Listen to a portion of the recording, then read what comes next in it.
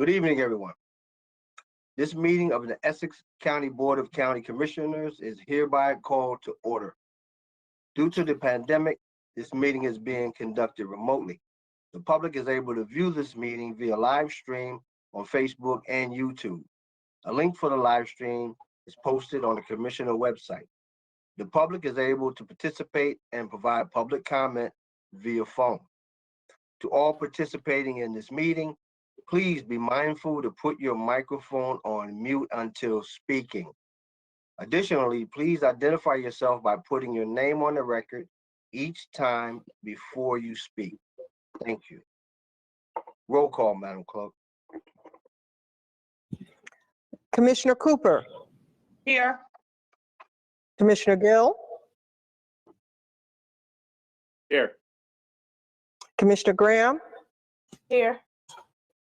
Commissioner Johnson. Here. Commissioner Luciano. Here. Commissioner Sebo. Here. Commissioner Vice President Pomares. Here. Commissioner President Richardson. Here.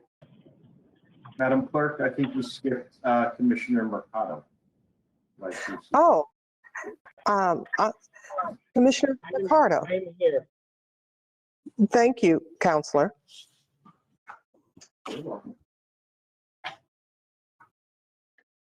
Thank you. We will omit the salute to the flag since we are conducting this meeting remotely. However, let's please pause for a moment of silence for all of those who have passed due to COVID and to those who lost their lives in that fire in New York.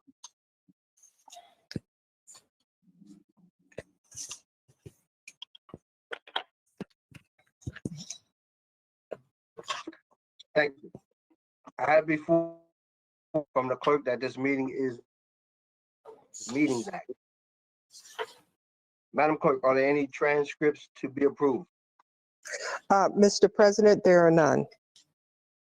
Madam Clerk, are there any topics of discussion? Mr. President, there are none. In that case, we'll move to public comment. Okay, Madam Clerk, today's meeting is a conference/board meeting, and we will vote on every item on the agenda. However, since we are meeting remotely, the public had an opportunity to submit questions and comments for consideration and can also call in. At this portion of the meeting, we'll have additional instruction for our callers. Madam Clerk. If you are calling in, you will be acknowledged to speak in the order that your call was received. Emails received for public comment will be read after the calls are completed. At this time, our public information officer will announce callers so they can state their comment or question. Be reminded, you have 3 minutes to speak. Please do not have on your laptop or any electronic device on while calling in. At this time, we're accepting only calls pertaining to agenda items. Please note you will have the opportunity to call back later in the meeting at the designated time for public comment session on non-agenda items. Chalo Malumba, Public Information Officer, please begin our public comment session now. Thank you, Madam Clerk. Chalo Malumba, Public Information Officer for the Essex County Board of Commissioners. We do not have any callers waiting to speak at this time. Thank you. Mr. President, we also have no emails or written correspondence for public comment for agenda items only at this time.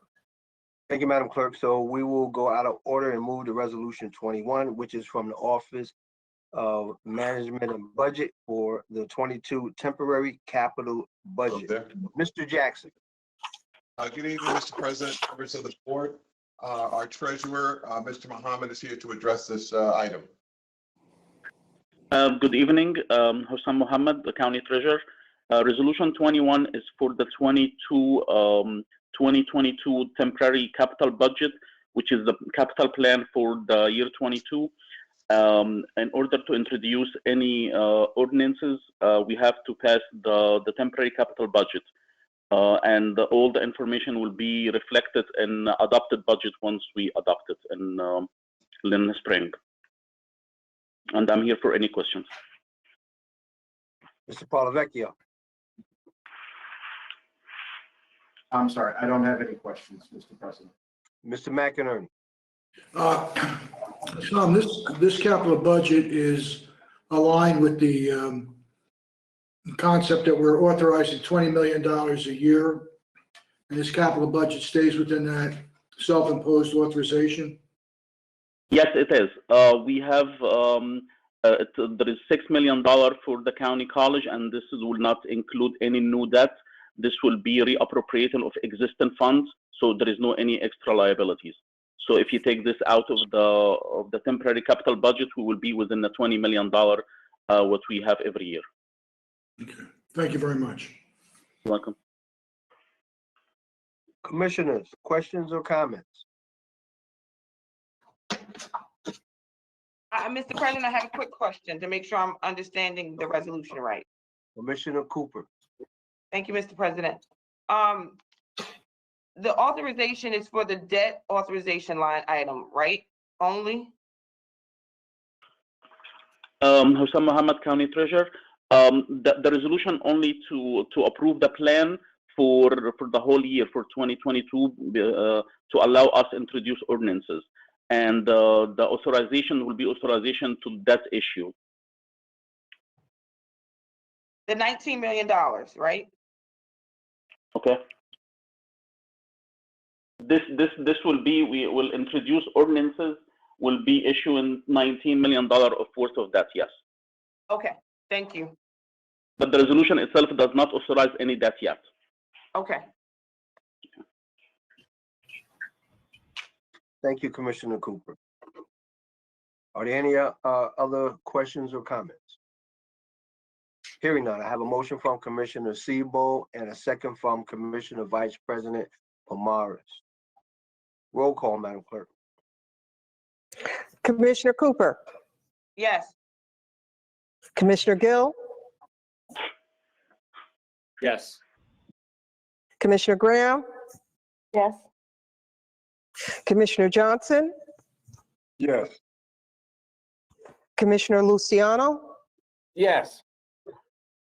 Commissioner Mercado, Yes. Commissioner Sebo, Yes. Commissioner Vice President Pomares, Yes. Commissioner President Richardson. Yes. So moved. Thank you, Madam Clerk. We're going to move to ordinances. Do we have any ordinances or resolutions on introduction and first reading? Mr. President, we have two. Okay, Madam Clerk, please read ordinance number 1 into the record at a later time. Mr. Jackson. Thank you, Mr. President. Again, our treasurer, Hassan Mohammed, will handle items, ordinances 1 and 2. Good evening, Hussam Mohammed, County Treasurer. Ordinance number 1 is for bond ordinance providing for various capital improvements, appropriating 16.250, authorizing of 15,470,000 of bonds and notes. The ordinance has 3 sections: improvement to various county building and facilities, and improvement to roads and bridges, and improvement to parks. And I'm here for any questions.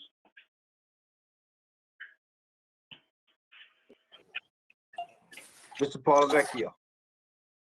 Yes, Mr. President, to sort of piggyback on what Commissioner Cooper said, having just approved the plan for the temporary capital budget for this year, we're now moving into a bond ordinance for the various capital improvements, as Mr. Mohammed just explained.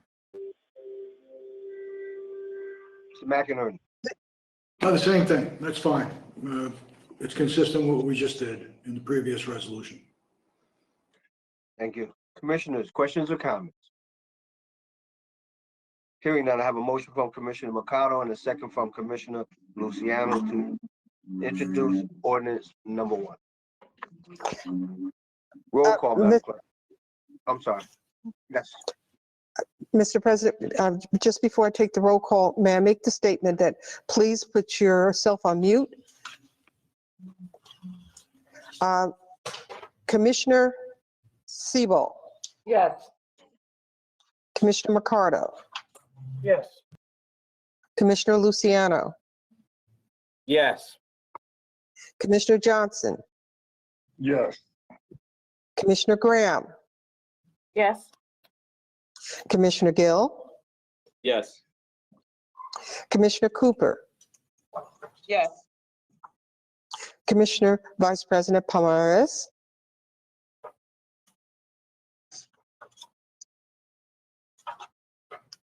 You're muted, sir.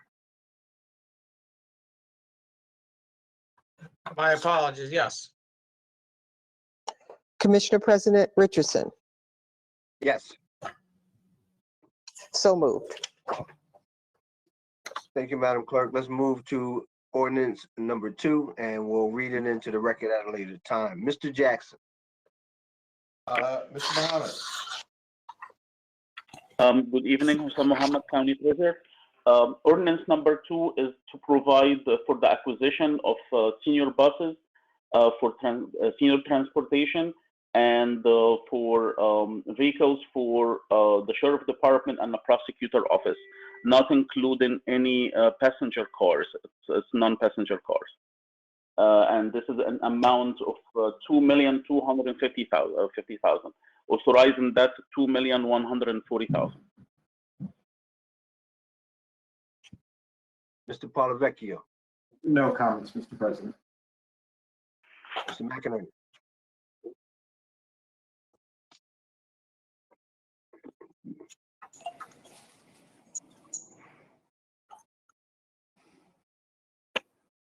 Mr. McInerney. I don't have any comment on this.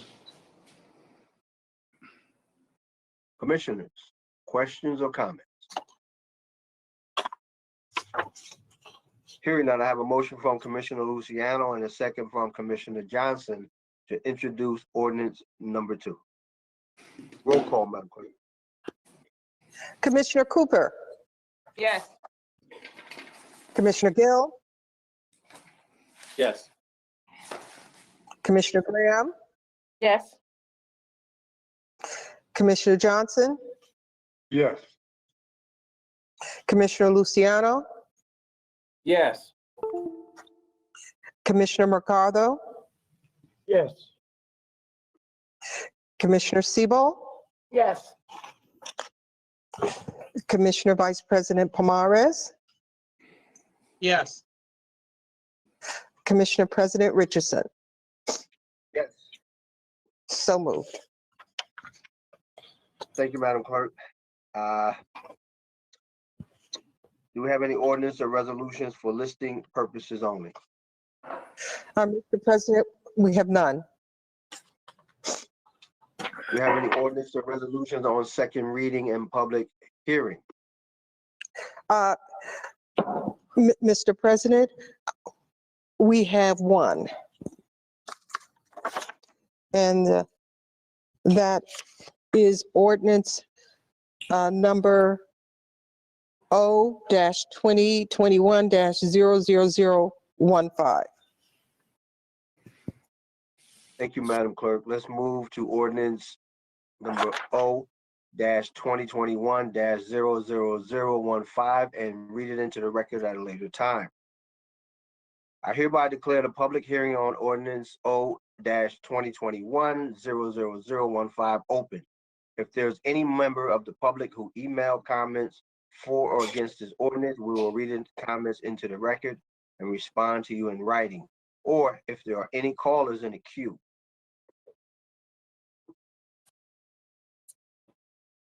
Is there anyone wishing to speak on this ordinance, Madam Clerk? We have no one in the queue. I'm sorry, Thank Madam you. Let Clerk, the Child record, Information Officer, there's no one in the queue waiting to speak on any ordinances. thank you. Let the record reflect there are no comments. No comments were received and no callers are waiting. Mr. McInerney. No questions, Mr. President. Mr. Polavecchio. Yes, just as a reminder, this is an update to the way the county will pay its vendors through electronic. Would you repeat that? You kind of faded out there. Sure. This just updates the administrative code to give the county more ways to pay its vendors, and I believe this is by electronic fund transfer. Thank you. Commissioners, questions or comments? Hearing none. I have a motion from Commissioner Gill and a second from Commissioner Graham to close the public hearing on ordinance O-2021-00015. Do I have the same mover and second to approve the ordinance? Yes. Yes.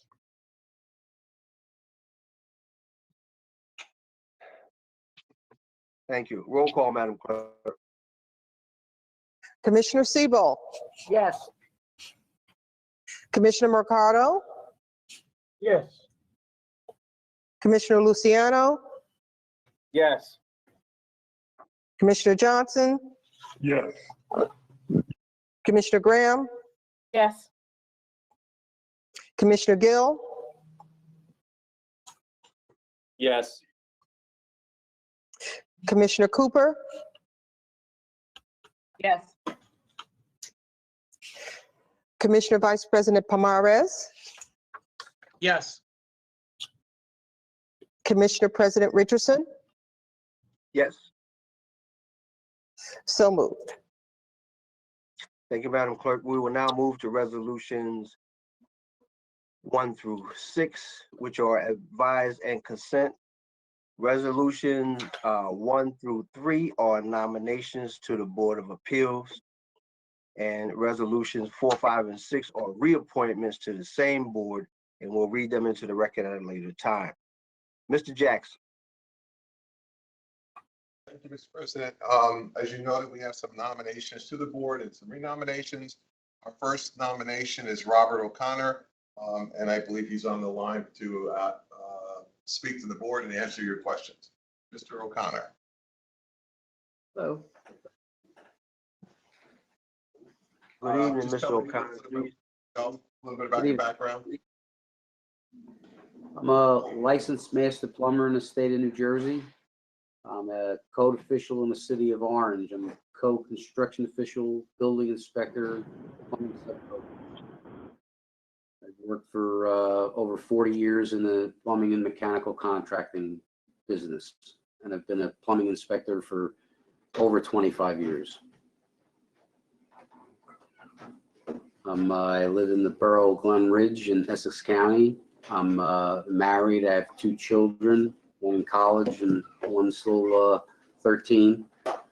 And I'm excited about serving on the board. And I should add, Mr. President, we're excited that Mr. O'Connor has decided and agreed to serve. It's a great addition to the board. Thank you so much. Appreciate you. Thank you.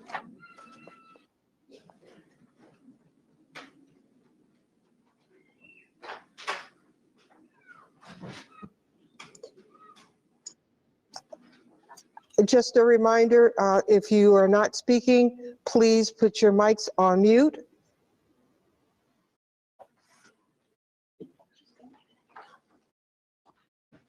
Mr. Jackson, next. Mr. President. Our next nominee is Mr. Anthony Grenzi. Equally excited about him joining the board. He will be coming on as our fire protection subcode official on the board. And I believe Mr. Grenzi is on the line to answer your questions. Mr. Grenzi.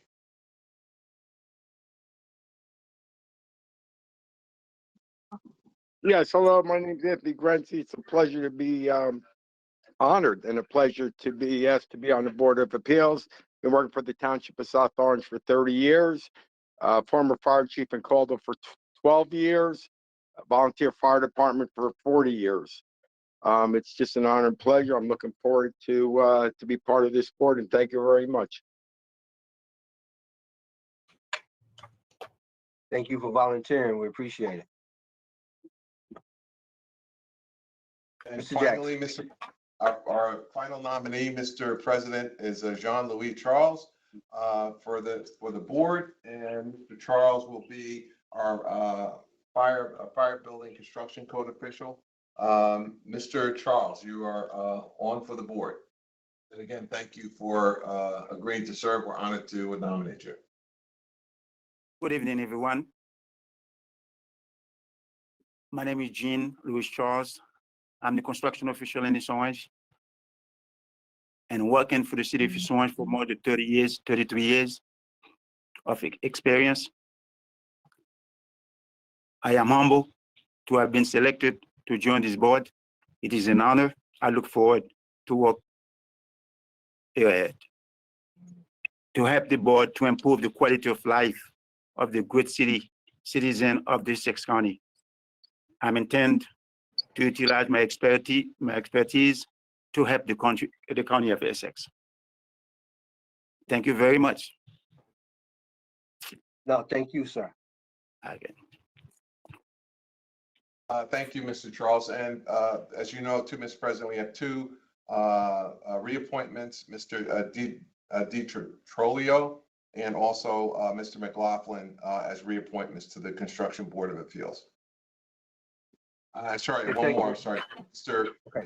Arthur as well. Yeah, those are the three reappointments. Yes. Right. Mr. DiTrolio, Mr. McLaughlin, and Mr. Arthur. And let's start with you, Mr. Polavecchio. Any questions or comments? No questions, Mr. President. McInerney. Sorry, no question. Commissioners. Mr. Commissioner President, Thibault.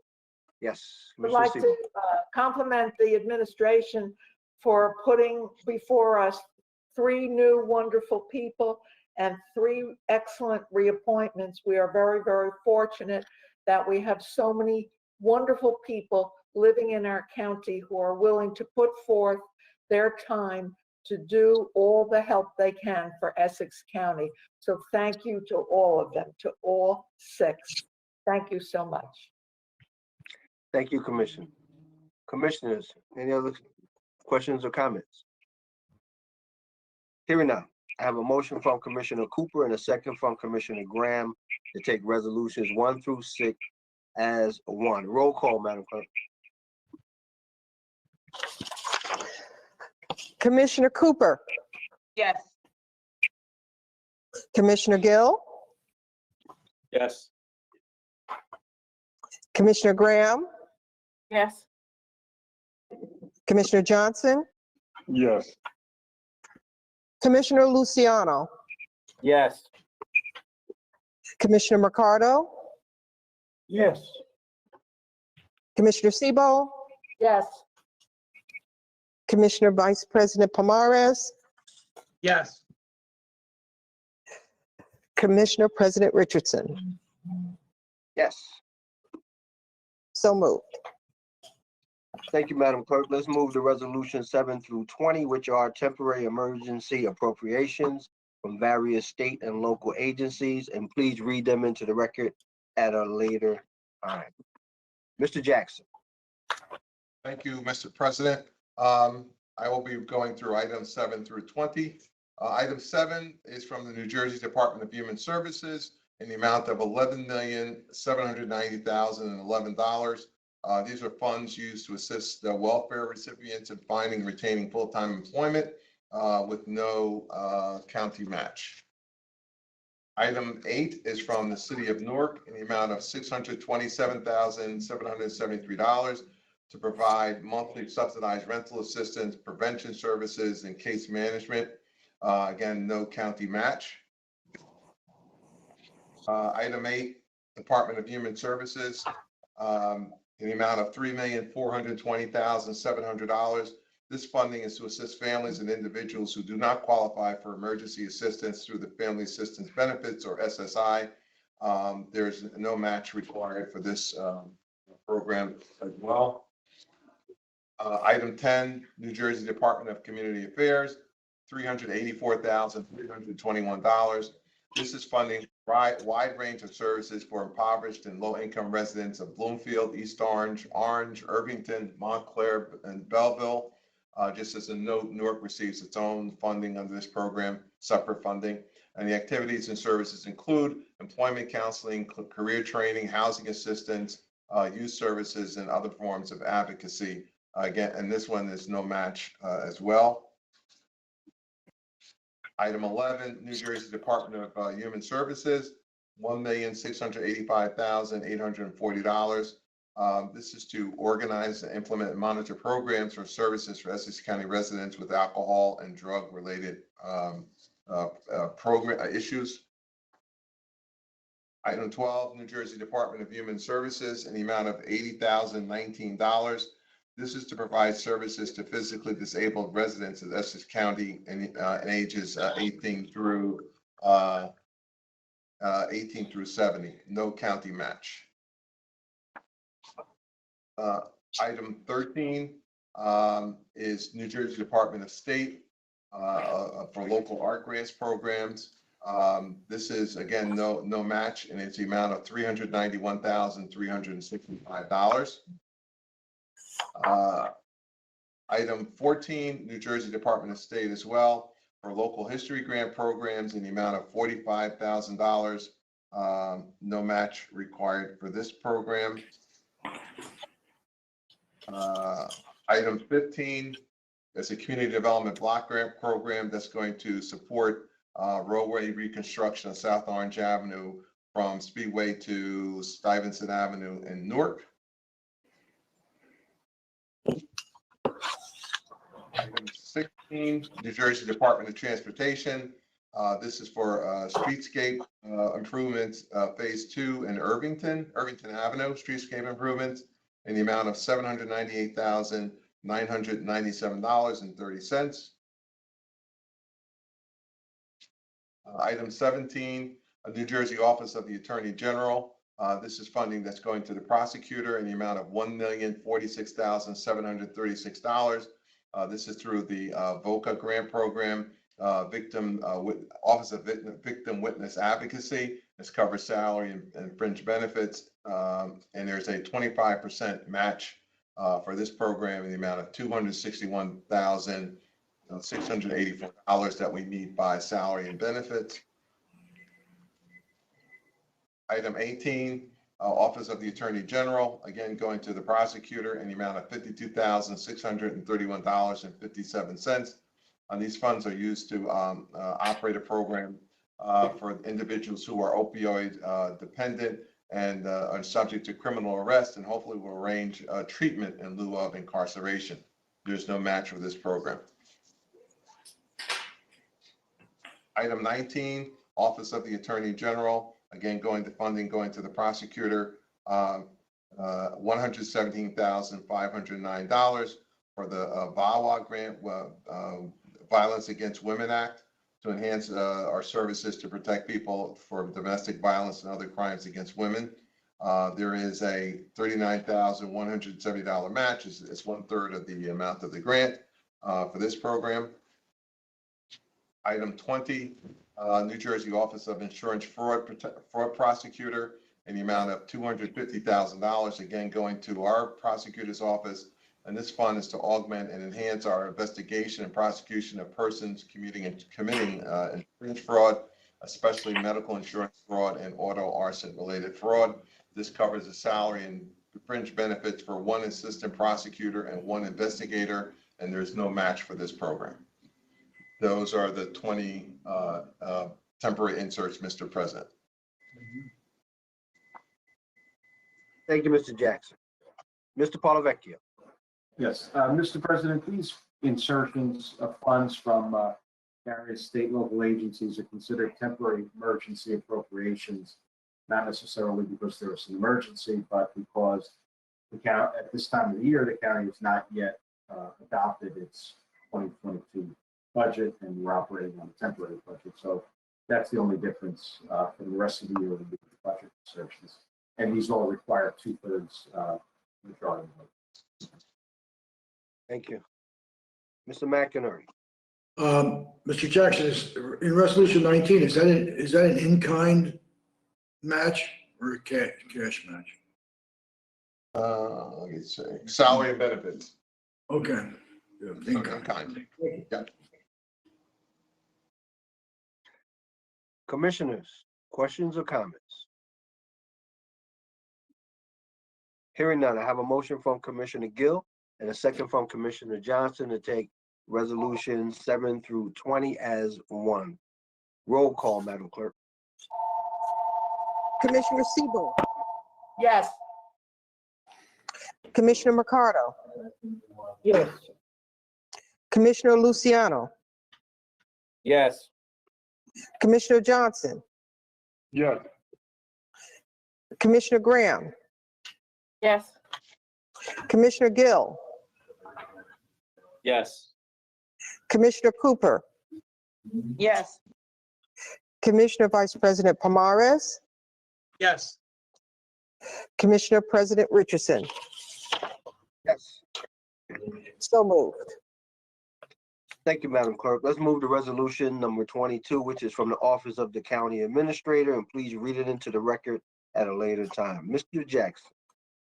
Thank you, sir. Mr. Walker will handle this item. Good evening, President and Commissioners. Tim Walker, Director of Risk Management for the County of Essex.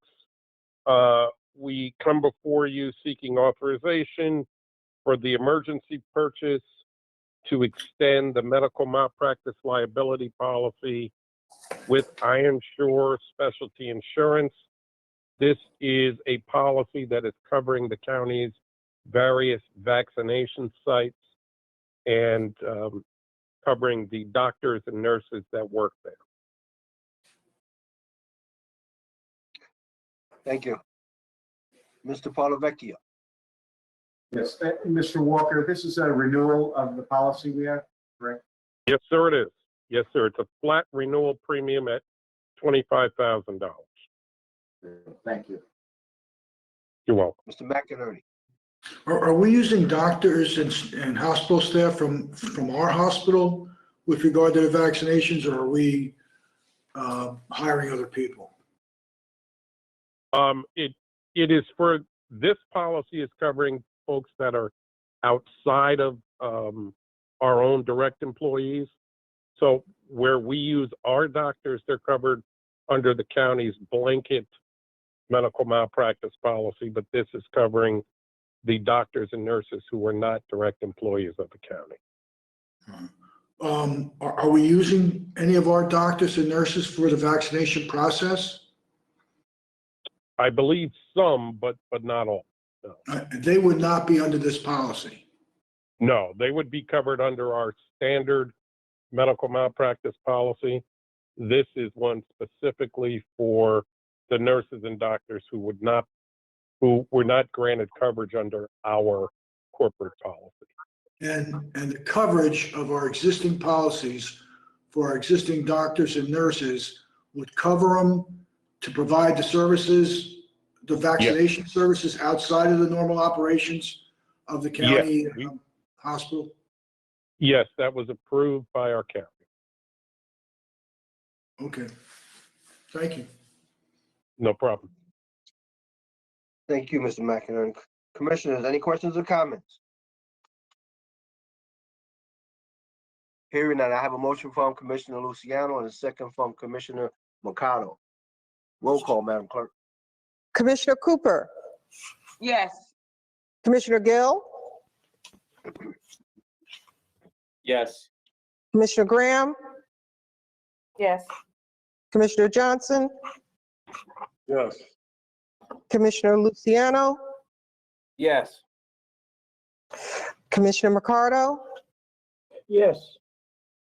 Commissioner Siebel, Yes. Commissioner Vice President Pomares, Yes. Commissioner President Richardson. Yes. So moved. Thank you, Madam Clerk. Let's move to resolution 23, which is from the Office of the County Council. Please read it into the record at a later time. Mr. Jackson. Thank you, sir. County Council Gassion will handle this item.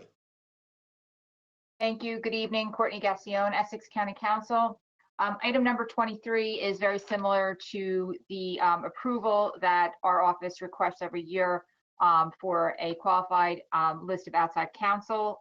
This is a similar list, only it is specific to the area of workers' compensation. We have requested for the first time in several years that an RFQ be put out requesting qualified attorneys licensed in the state of New Jersey who focus their practice on workers' compensation law, respond to our RFQ. If they are deemed to be qualified, they are placed on this list, and we are now seeking the board's approval of this list so that going forward through calendar year 2022, when the need arises for a workers' compensation counsel, we'll be able to select off of this list. This need has arisen because there has been an increase in the number of workers' compensation claims that the county is seeing, especially in the area of COVID-related workers' compensation claims. Thank you. Mr. Polavecchio. Mr. President, this method of getting a stable, if you will, of pre-approved attorneys has been a very efficient way to both comply with local public contracts law and get attorneys who've been pre-approved into cases very quickly. So I think it makes sense to do this for workers' comp cases as well. Mr. McInerney. I have no questions on this. Commissioners, questions or comments? Hearing none, I have a motion from Vice President Pomares and second from Commissioner Sebo. Roll call, Madam Clerk. Commissioner Sebo, Yes. Commissioner Mercado, Yes. Commissioner Luciano, Yes. Commissioner Johnson, Yes. Commissioner Graham, Yes. Commissioner Gill, President not voting. Commissioner Cooper, Yes. Commissioner Vice President Pomares, Yes. Commissioner President Richardson.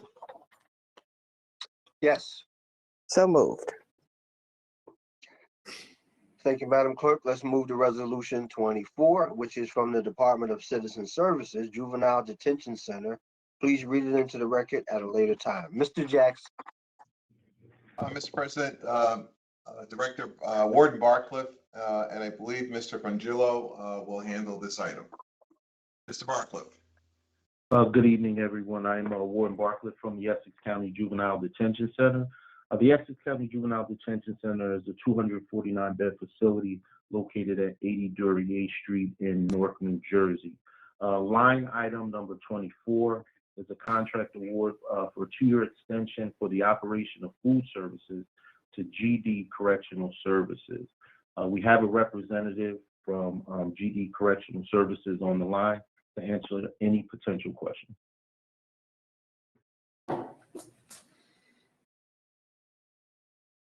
Mr. Polavecchio. I don't have any questions. Mr. McInerney. I have no questions either on this. Thank you. Commissioners, any questions or comments?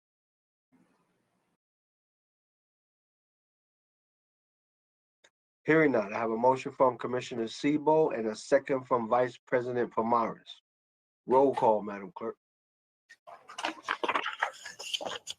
Commissioner Sebo, Yes. Commissioner Mercado, Yes. Commissioner Luciano, Yes. Commissioner Johnson, Yes. Commissioner Graham, Yes. Commissioner Gill, Yes. Commissioner Cooper, Yes. Commissioner Vice President Pomares, Yes.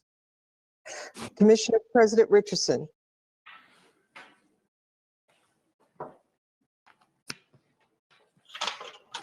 Commissioner President Richardson. Yes. So moved. Mr. President, I hear background noise. I'm going to ask again, if all people who are not speaking, please put yourself on mute. Thank you, Madam Clerk. Let's move to resolution number 25, which is from the Division of Community Action. We will read it into the record at a later time. Mr. Jackson. Thank you, sir. Ms. Ramos will handle this item. Good evening. This is Maria Ramos, Division of Community Action. This item is to request an approval to enter into 21 subcontracts for the social services for the homeless program and one subcontract for the intensive care management program for the 2022 year. On November 16, the Division of Community Action issued a request for proposal for the competitive contract 21263. It was issued for our local nonprofit organizations. We received 26 responses. 21 of those were accepted, evaluated based on their services and experience. Any questions?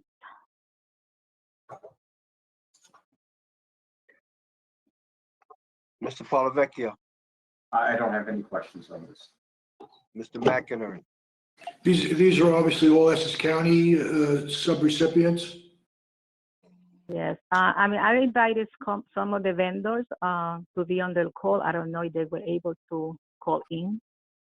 No, I'm just asking whether or not they're all Essex County entities, that's all. Yes, they all are. Okay, thank you. Obviously, but just checking. Commissioners, questions or comments?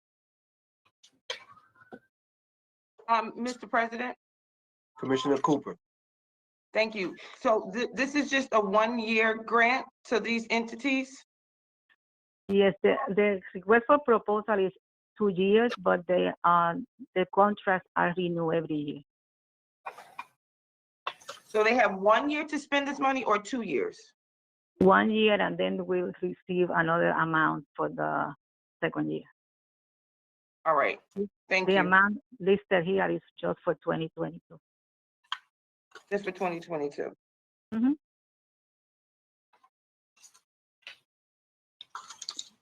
Commissioners, any other questions or comments? Hearing none, I have a motion from Commissioner Mercado and a second from Commissioner Luciano. Roll call, Madam Clerk. Commissioner Cooper, Yes. Commissioner Gill, Yes. Commissioner Graham, Yes. Commissioner Johnson, Yes. Commissioner Luciano, Yes. Commissioner Mercado, Yes. Commissioner Siebel, Yes. Commissioner Vice President Pomares, Yes. Commissioner President Richardson. Yes. So moved. Thank you, Madam Clerk. Let's move to resolutions 26 and 27, which are from the Division of the Hospital Center, and we will read them into the record at a later time. Mr. Jackson. Mr. President, Mr. Director Del Gaudio will handle these two items. Good evening, Frank Del Gaudio, Director, Essex County Hospital Center. Resolution number 26 is our annual approval of our financial and management plan. So basically what this is we need a resolution from the commissioners to continue the operation of the Essex County Hospital Center for the year 2022. This is an annual resolution we ask for your support on.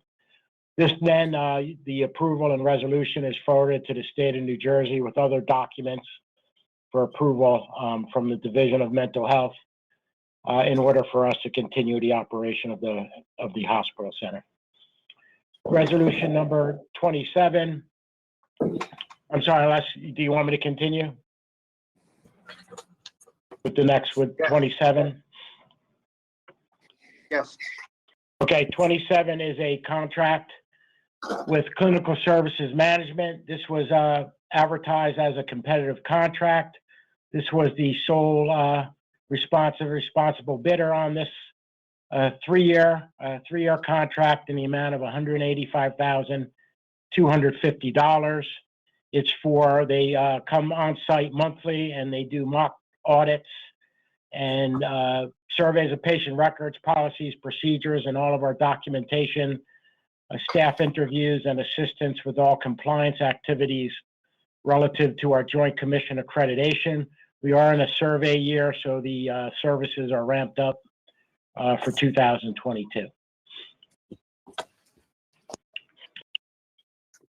Thank you. Mr. Polavecchio. Thanks, Mr. President. Frank, on the contract on number 27, is that a new vendor or somebody you've used before, Hospital Center? Through you, Mr. President, Frank Delgadio, Director, Essex County Hospital Center. We've been using this vendor for the past 3 years. Again, they were the sole bidder when we let this out back in 2018.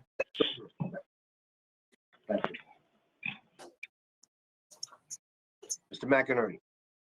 The certification process, Frank, this is just the board giving their approval to send in the necessary paperwork to get the certification, correct? That's correct. You just need board approval to make the submission of the application? So that's one document. They require a resolution from the governing body. They require the copy of the approved budget. They require a copy of our workforce plan with all of our staff and what positions they're in and the head counts. And then they also require a layout of our facility, drawings, and occupancy by unit. Okay. All right. Thank you very much, Frank. Commissioners, questions or comments? Hearing none, I have a motion from Commissioner Johnson and a second from Commissioner Gill to take resolutions 26 and 27 as one. Roll call, Madam Clerk. Commissioner Sebo, Yes. Commissioner Mercado, Yes. Commissioner Luciano, Yes. Commissioner Johnson, Yes. Commissioner Graham, Yes. Commissioner Gill, Yes. Commissioner Cooper, Yes. Commissioner Vice President Pomares, Yes. Commissioner President Richardson. Yes. So moved. Thank you, Madam Clerk. Let's move to resolution 28, which is from the Division of Community Health, and we will read it into the record at a later time. Mr. Jackson. Mr. President, Ms. DeGrazia will handle this item. Good evening, Colette DeGrazia, Program Monitor, Division of Community Health, Office of Addiction Services. I'm speaking to resolution number 28, acceptance and approval of Chapter 51 Alcohol and Drug Abuse Services Grant and Provider Contract. This is a yearly contract. The amount allocated for calendar year 2022 to implement drug and alcohol treatment programs is $1,054,000. The funds allocated for provider contracts will be awarded under a 5-year competitive contract, and funding for each year of the competitive contract will be determined on an annual basis. These contracts will provide substance abuse treatment services to individuals in Essex County that are struggling with addiction and without health insurance. So I'm here to answer any questions the commissioners may have, and I do have 2 of our providers on the phone as well if there's specific questions about the treatment programs that are funded. I have Steve Margiotis, who is the Executive Director of Main Street Counseling, and also Nilda Rodriguez, who's the Program Director of Real House. Mr. Polavecchio. No questions on this. Mr. McInerney. Is all this money is expended within the county? There's no sub grants? Right, all the This is sub grants, correct? Excuse me? I'm saying, is this money expended to other sub-recipients within the county? No. Okay, this is all of this grant money is spent within the county. Yeah.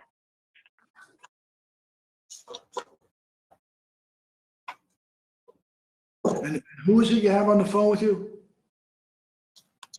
Sure. I have Steve Margiotis. He's the Executive Director of Main Street Counseling. He provides some of our prevention programs. And Nilda Rodriguez, who is the Program Director of Real House, and that's one of the halfway houses for females that we fund.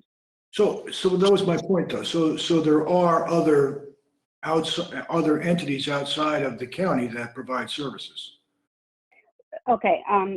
Yes, the county doesn't provide direct services, so we issued the competitive contract request for proposal and are funding the agencies through that process.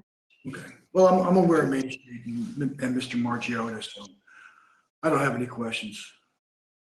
I just wanted to establish that this money is expended outside of the county operations. Yeah, I think Mr. Reiser may have been just misunderstood your question, Frank. Okay. It's largely through sub grants. Okay. And there's a portion of it, $632,000, which we have for administrative purposes, and the balance, the $1,054,000, goes to the sub recipients. Okay. All right. Thank you very much, Mr. Jackson. Mr. President, Commissioner Sebo. I'd like to just commend this program because it goes on every single year, and I think it's a tremendous asset for the county to have this program. Thank you.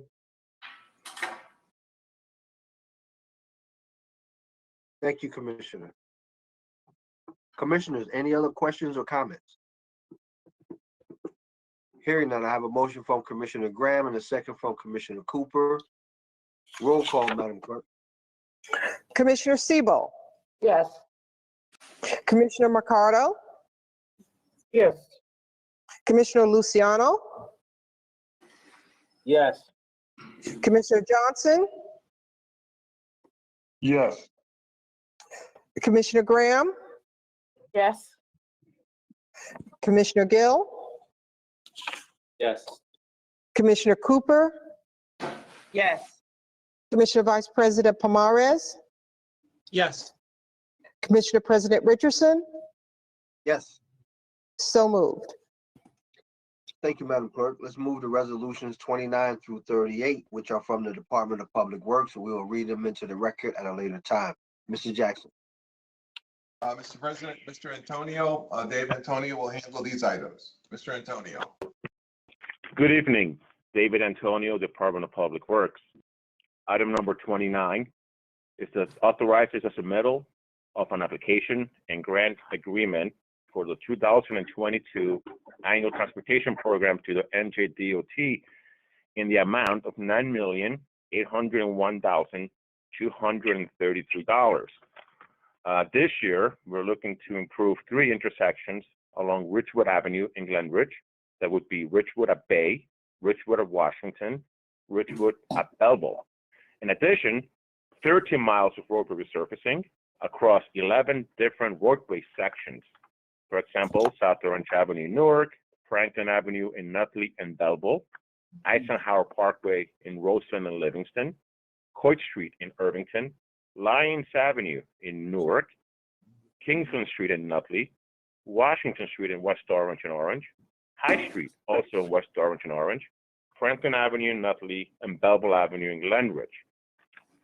Item number 30 provides for the federal funding in the amount of $798,997.30 to undertake the construction of the Irvington Avenue Streetscape Improvements Phase 2 along Irvington Avenue from Hillcrest Avenue in Maplewood to Florence Street in Irvington. This will extend the already constructed improvements of Phase 1 from its termination at Hillcrest into Irvington into Florence Street. Item number 31 is an approval to submit a grant application to the New Jersey Department of Transportation for 2 minor culverts. The 2 culverts in question are Bloomfield Avenue over the Pine Brook tributary in West Caldwell, and the Buford Avenue culvert over the tributary brook to the Pacific River in Livingston. Item number 32, again, is an approval to submit a grant application to the Department of Transportation This particular one is to improve the Thomas Boulevard Bridge in Orange. Item number 33 again, another authorization to submit a grant application to the DOT. This one is to improve 3 culverts. One is the Conduit Court culvert over Fullerton's Brook in Roseland. The second one is the Canoe Lane culvert over the Canoe Brook in Roseland. And the third one will be the Annan Road culvert over the Cane Brook in West Caldwell.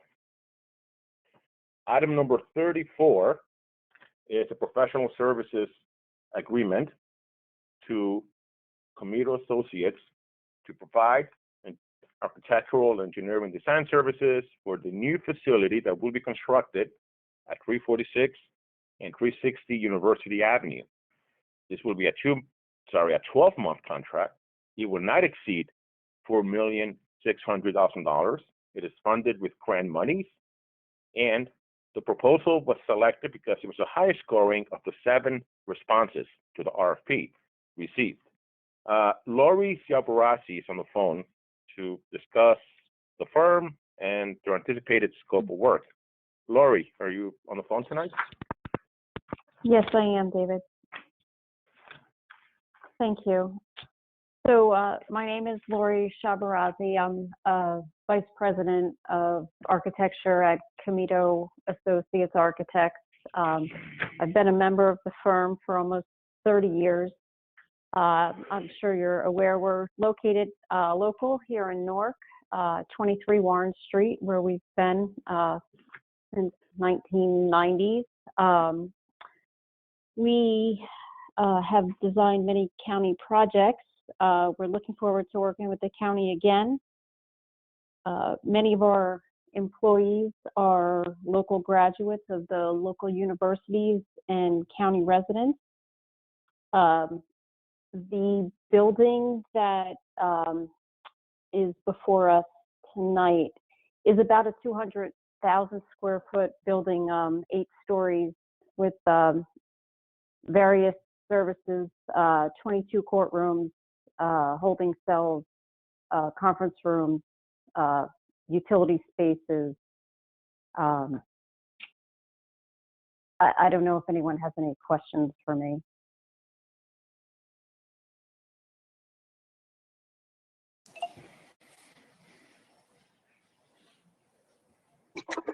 Mr. Palvecchio.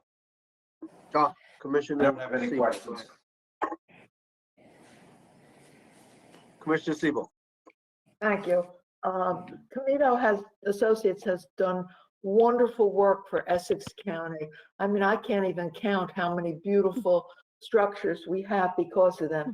And I'm so happy that they're going to do this, because I'm sure that this new facility will be another great project for Essex County.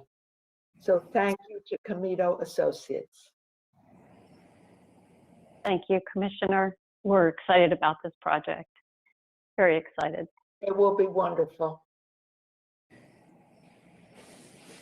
Mr. Palvecchio, did you have anything? I did not. Thank you. Mr. McInerney. Is there a dollar amount associated with this at this point in time before the approval?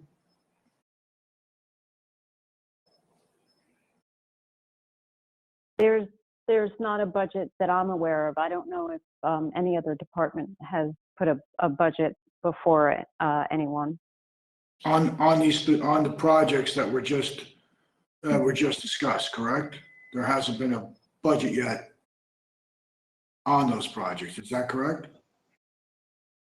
Are you speaking, Frank, of the building, or are you talking of the other things that we did for the 20 million? I'm not sure. Yeah, I'm Mr. talking, Jackson, Mr. Jackson, looking at the agenda, and what I was looking at was, Mr. McInerney. the Public Works Division of Engineering approval of annual transportation program. Am I looking at the right thing? 34. Mr. President, I'm referring to you. I know you wanted to say something. I just want you to be reminded to put your name on the record. Pardon me, Mr. President. Yeah, Robert Jackson, County Administrator. No, we're on the item dealing with the building, the new Family Justice Court building, Frank. All right, I'm off target on that. I We're on missed that. 34. Okay. Because I didn't see a dollar amount on the last one. Is there a dollar amount on that? Does that?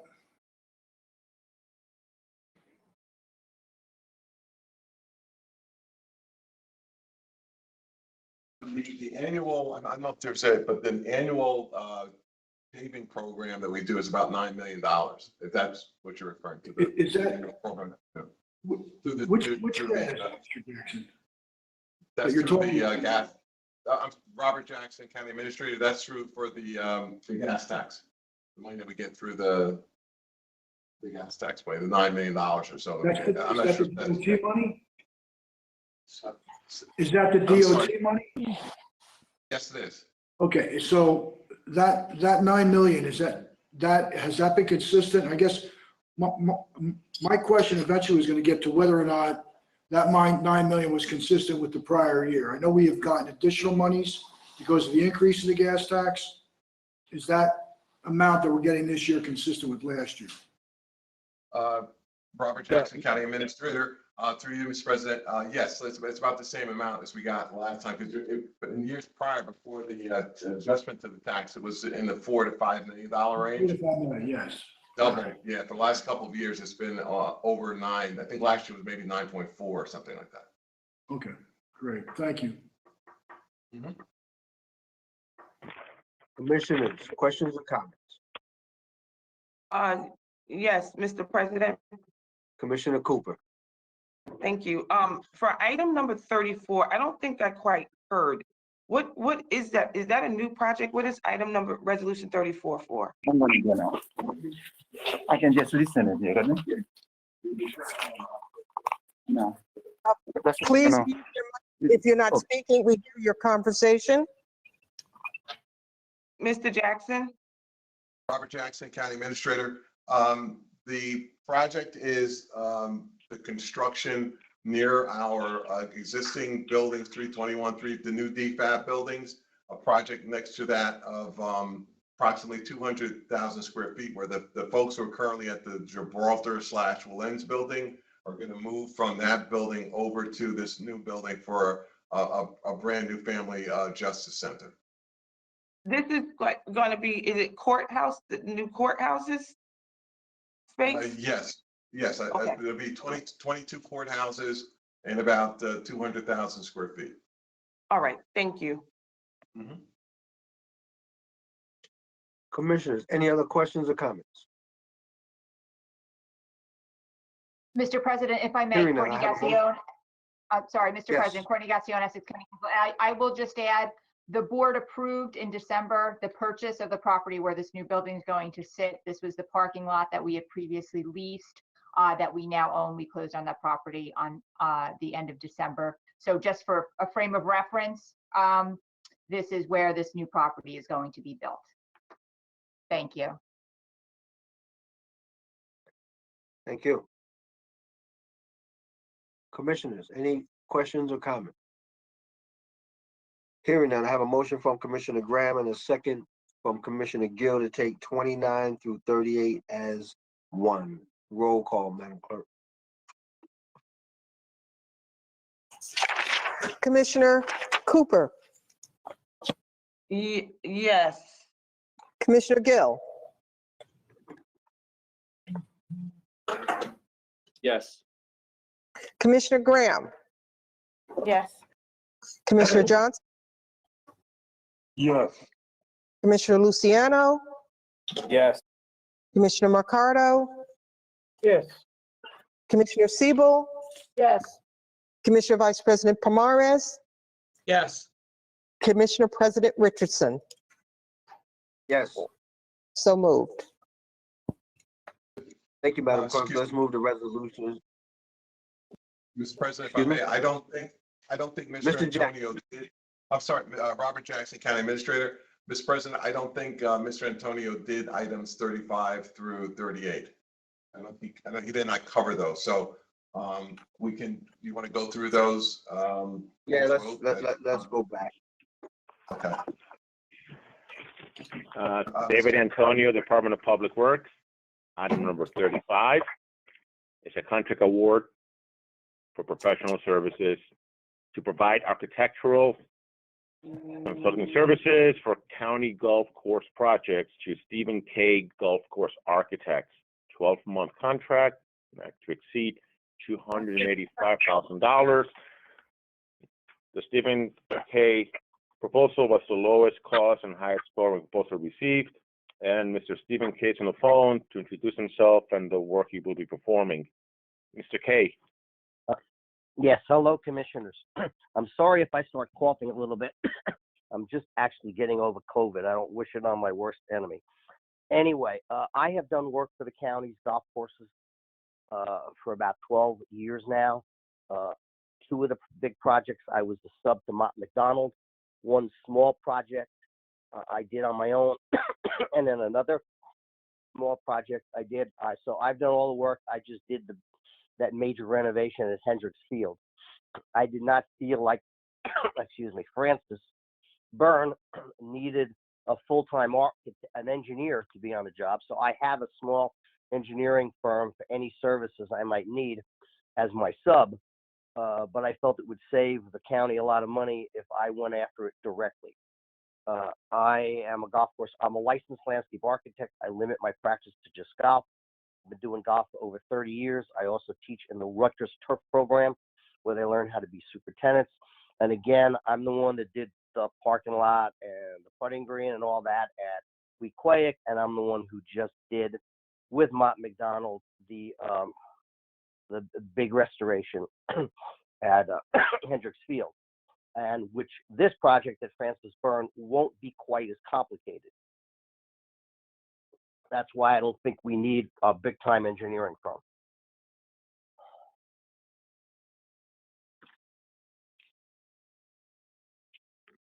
Did you all hear that? We did. Thank you. Yes. Okay, good. Good, thank you. Item number 36. I'm sorry, David Antonio, Department of Public Works. Item number 36 is a contract award to Air Systems to provide for the replacement of various HVAC units throughout the Hall of Records complex. This bid was the sole bid received. It will not exceed $782,978. It will be a 150-day agreement. Air Systems, Mr. Basto Cordero has joined us this evening to talk about his company and their experience with the county. Basto? Good evening to all. My name is Vasco Cordero with Air Systems. I've been an employee of Air Systems for over 24 years. As per Resolution 36, we're proposing to replace the HVAC units throughout the Hall of Records.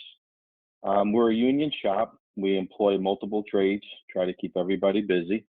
We have done multiple installations for the county, service, maintenance, repairs, work at multiple buildings, Gibraltar, Leroy Smith, the Juvenile Detention Center, Hall of Records.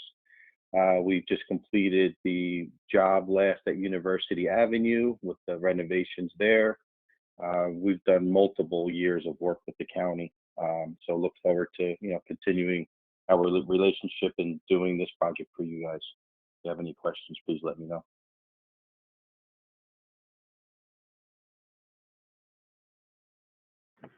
David Antonio, Department of Public Works. Item number 37, contract award to Magic Touch Construction, the lowest responsive and responsible bidder to provide miscellaneous plumbing services. This will be a one-year contract. From date of award, it will not exceed $525,751.50. Magic Touch's bid was the lowest of the three received. Item number 38 will be a contract award to Liberty Mechanical Contractors, the lowest responsive and responsible bidder for electrical and mechanical services for the Bridge, Clay, and Jackson Street bridges, which are jointly owned between the County of Essex and Hudson County. An award of $214,001.50. This will be a 730-day agreement. However, the County of Essex is co-owner of the bridge with Hudson County, so we're only responsible for 50%, which will be $107,000.75. Thank you. All right, let's try this again. Mr. McInerney, any further questions? I don't have any questions on these contracts, the ones that are approved were the lowest responsible bidder. Thank you. Mr. Palavecchio? No additional questions. Commissioners, any additional questions or comments?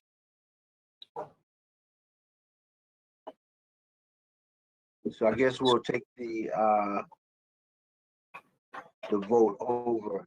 So I have a motion from Commissioner Graham and a second from Commissioner Gill to take 29 through 38 as one.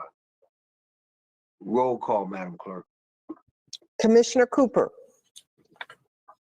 Yes. Commissioner Gill,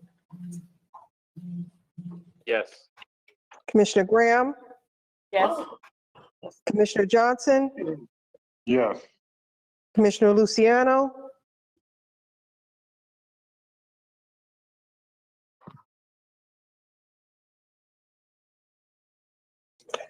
Commissioner Luciano, absent. Commissioner Mercado, Yes. Commissioner Sebo, Yes. Commissioner Vice President Pomares, Yes. Commissioner President Richardson. Yes.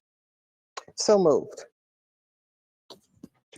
Thank you, Madam Clerk. Let's move to resolutions 39 through 44. And 98, however, 98 has been withdrawn by the administration. So we're just looking at 39 through 44. Mr. Jackson. Thank you, sir. Mr. Zates will handle these items. Joshua Zates, Essex County Parks.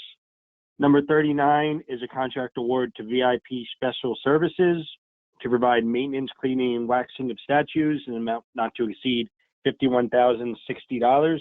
This is for all the statues, or I should say statues that are outside throughout all of Essex County. It includes all statues within the park system, as well as the statues around the Essex County government complex. Number 40 is a contract award to Fire and Security Technologies.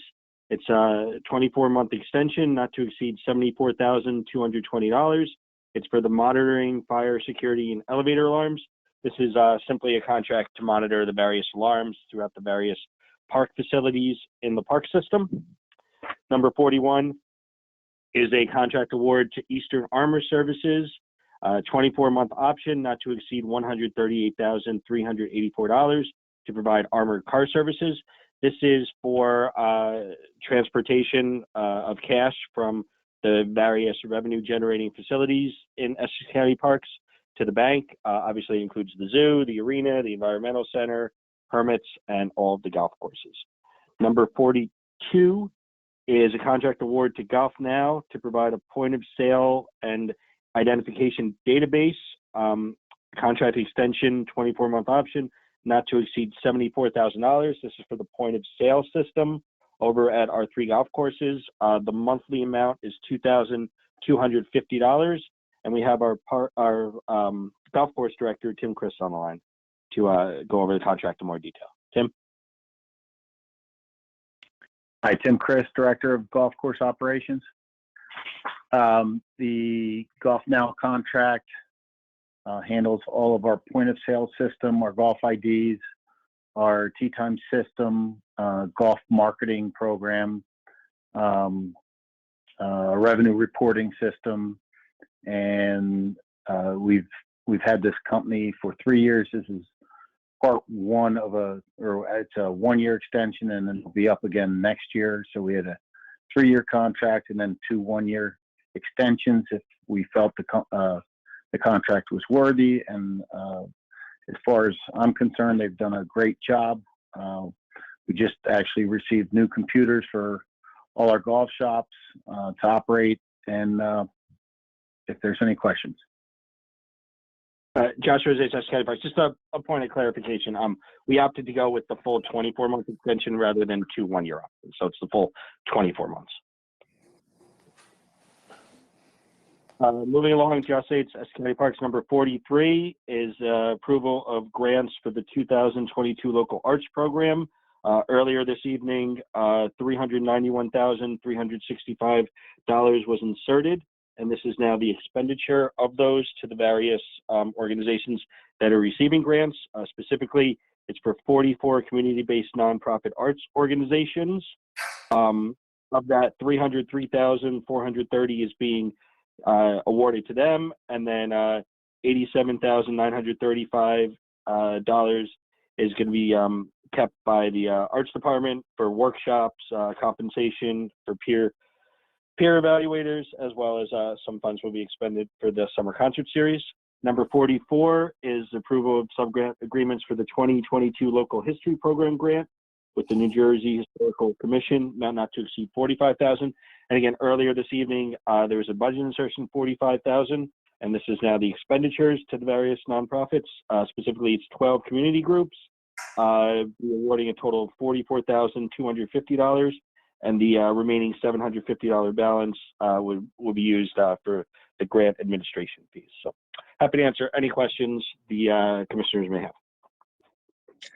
Mr. Polavecchio, I do not have any questions. Mr. McInerney. With, this is for Tim Christ, with regard to the marketing and point of sale contract, is that a proprietary software that the company owns, or does the county still own that software via this contract? Tim Chris, Director of Golf Course Operations. Yes, it's proprietary. Basically, it's kind of like we're renting their services. So if we were to switch, Tim, we would have to obviously change the software and kind of start all over again, correct? Exactly. We'd have to retrain everybody to a new system, which typically that's why we try and make these, when we bid these out, we try and make them as long-term as we can in terms of, because it takes training of all the cashiers and managers, and it's quite comprehensive to teach everybody every time you change systems. Right. How long have we been with this company? So this will be our 4th year. We've been with them 3 years. So we went through the learning process. We did have the prior company, I believe we had in for 9 years. So then when we made that switch from USE Direct to Golf Now, you know, it's I would say the learning curve is anywhere between 3 and 6 months to really get our people up and running and well versed. Right. Okay. And this company is there any way to know they're solvent in terms of their ability to continue as a going concern, so that, you know, they're a large corporation. They're owned by I believe it's NBC. Okay. All right. Thanks, Tim. Sure.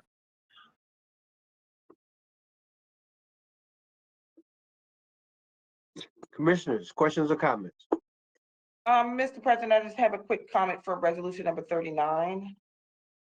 I just wanted to say I was excited to see that the vendor for item 39 is a veteran business owner. Is this the first time that we're doing this service? And who, just out of curiosity, cleaned the statues, if any, inside the buildings? Because I think you said this was specifically for outside statues only. Sure. Joshua Zayas, Essex County Parks. For you, Mr. President, this is the second time we've had this contract. The previous vendor did not want to re-up, so we went out to bid. And regarding indoor statues, I'm not actually sure how many indoor statues there are throughout the county, but I just wanted to specify that these are outdoor statues. That's not to say indoor statues won't be claimed under another contract, or to say perhaps there are no indoor statues. I'm not really sure, but this is strictly for outdoor statues. Thank you, Commissioner. Commissioners, any other questions or comments? Hearing none, I have a motion from Commissioner Sebo and a second from Commissioner Johnson to take resolutions 39 through 44 as one. Roll call, Madam Clerk. Commissioner Sebo, Yes. Commissioner Mercado, Yes. Commissioner Luciano, Yes. Commissioner Johnson, Yes. Commissioner Graham, Yes. Commissioner Gill, Yes. Commissioner Cooper, Yes. Commissioner Vice President Pomares, Yes. Commissioner President Richardson. Yes. So moved. Thank you, Madam Clerk. Let's move to resolutions 45 through 48, which are from the Division of Housing and Community Development, and we'll read them into the record at a later time. Mr. Jackson. Mr. President, Director Lombardi will handle these items. Good evening, Commissioners. Item number 45, we are requesting approval for extending subrecipient agreements for certain agencies that have previously received emergency solutions grant funds from the county. We would be looking to extend these contracts until August of 2022. And I think for the most part, all of these would be fully expended by that time. Item number 46, we are requesting that certain subrecipient agreements for towns and agencies that have received community development block grant funds be extended again through to August 2022. Most of these projects are town capital projects that are either close to being completed or will be completed before the end of August of 2022. Item number 47, we are requesting that the Commissioners approve and accept the HUD Award for the Home American Rescue Plan grant. This home grant is independent of our annual home allocation and is intended to support additional affordable housing and homelessness activities in response to the impact of the COVID pandemic. Again, at this time, we're requesting that the county accept the contract agreement, which would allow us, if necessary, to draw down up to about $200,000 in administrative funds to develop a plan for the expenditure of these funds. And if I might add, we are right now putting together a group of folks from different aspects of the affordable housing world, and we'll be coming up with a comprehensive plan sometime in the future about how to expend these monies.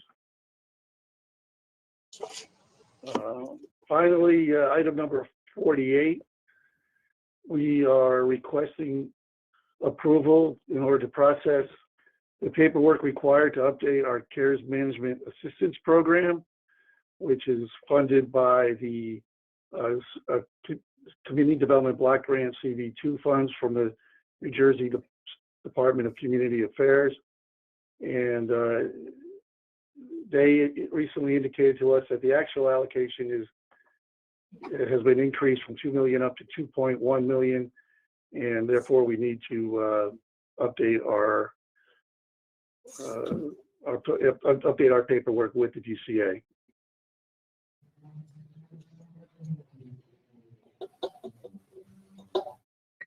Thank you. Mr. Palavecchio. Yes, Mr. President. I do have a question on number 46, on that extension of the sub-recipient agreements. Yes. Mr. Lombardi, is there any additional expense the county incurs? Is there any detriment to further extending these agreements? Craig Lombardi, Department of Economic Development, I'm sorry, Division of Housing and Community Development. There is no extra expense. It just enables the applicant to receive the full award of their project.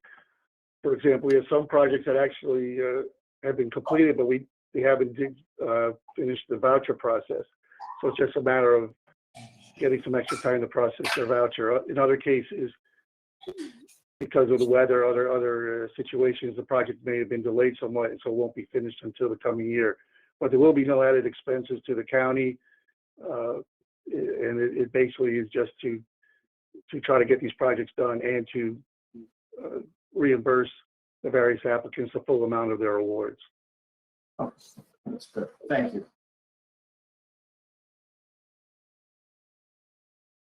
Mr. McInerney. As far as the emergency solutions grants, those are the old emergency shelter grants, correct? Right. They would include various, Craig Lombardi Division of Housing and Community Development. Yes, that program in total includes funds for street outreach, emergency shelter operations, homeless prevention, and rapid rehousing. Most of the agencies presented here, it was hard to spend homeless prevention money during the past year because of the moratorium on evictions, which impacts that program. But that money should be expended fairly quickly during this coming year. I mean, there's a greater demand, you would say now? Well, with the homeless prevention program, one of the criteria is that there's no, in certain cases, one of the criteria is that there's no potential for eviction. And with the moratorium on evictions, obviously that removed that. So most of the cases here, like I say now, that should not be a problem now, in that, unfortunately, persons who are behind on their rent may need the homeless prevention funds in order to retain their rental units. Was this tied into any of the federal monies that we received for rent stabilization, or I can't remember the exact wording on the grant, but the county did receive money from the federal government under part of the COVID financing with regard to helping people with their rent. Did this kind of dovetail? It's all related, but it is independent of that ESG-CV funding. This has been a program that's been around for a while, and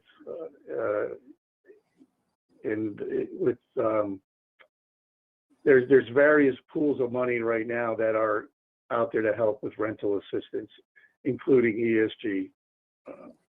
And the criteria is different for both, or is it similar?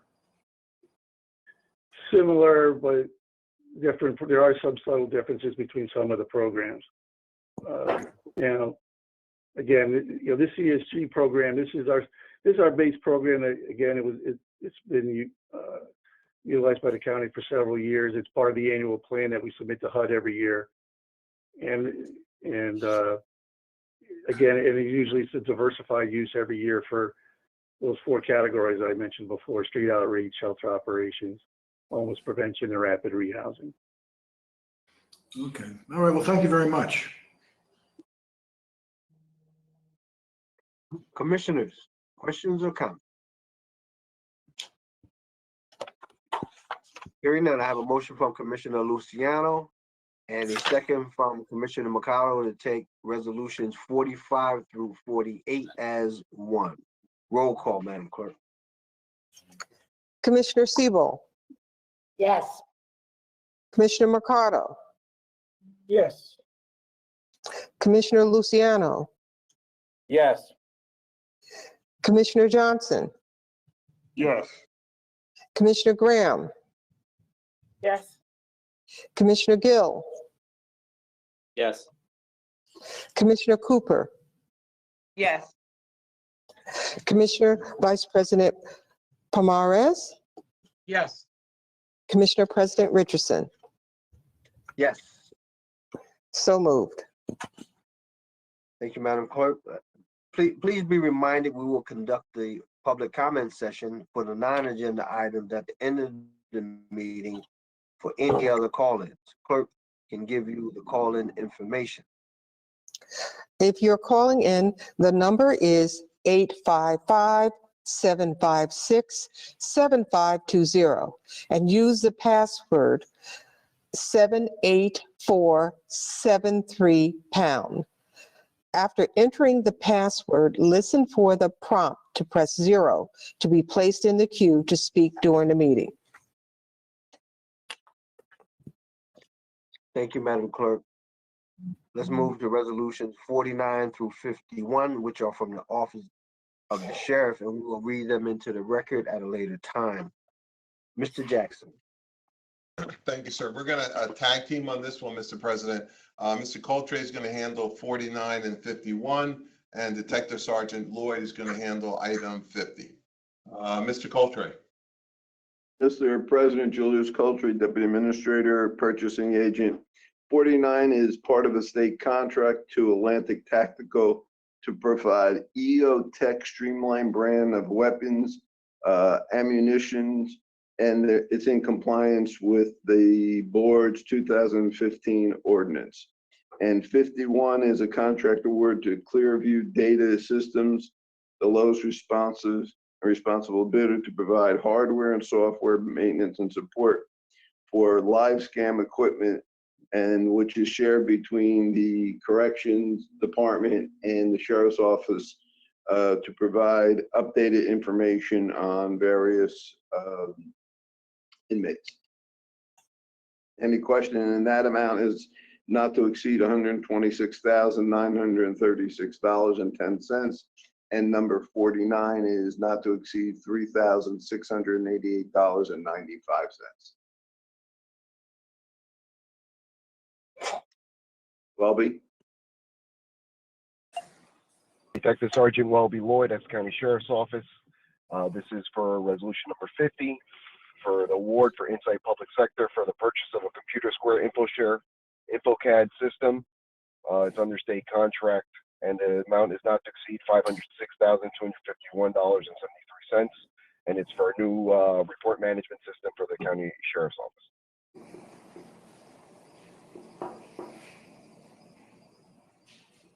Mr. Palavecchio.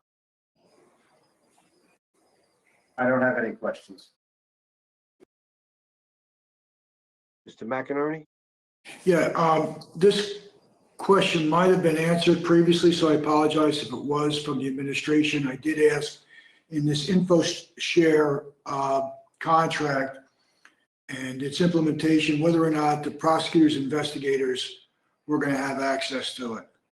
I asked that at the leadership meeting. It might have been answered, I just didn't see it. Is that number? There will be an interconnection. It's 50. There will be. There is an interconnection that connects to the prosecutor's office to share information. Okay, thank you.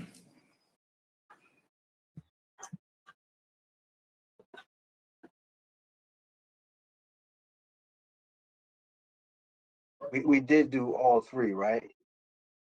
Yes, Mr. President. We did do 51. We did 51. I think so. Yes, Mr. President. Okay, all right. Because you just talked about, that was 50 you were talking about, Frank? Yes. Mr. McInerney? Yes. Okay, all right. I just want to make sure I got it right. Yeah, Mr. President, our purchasing director did 49 and 51 first. Okay, all right. Thank you so much. Commissioners, questions or comments?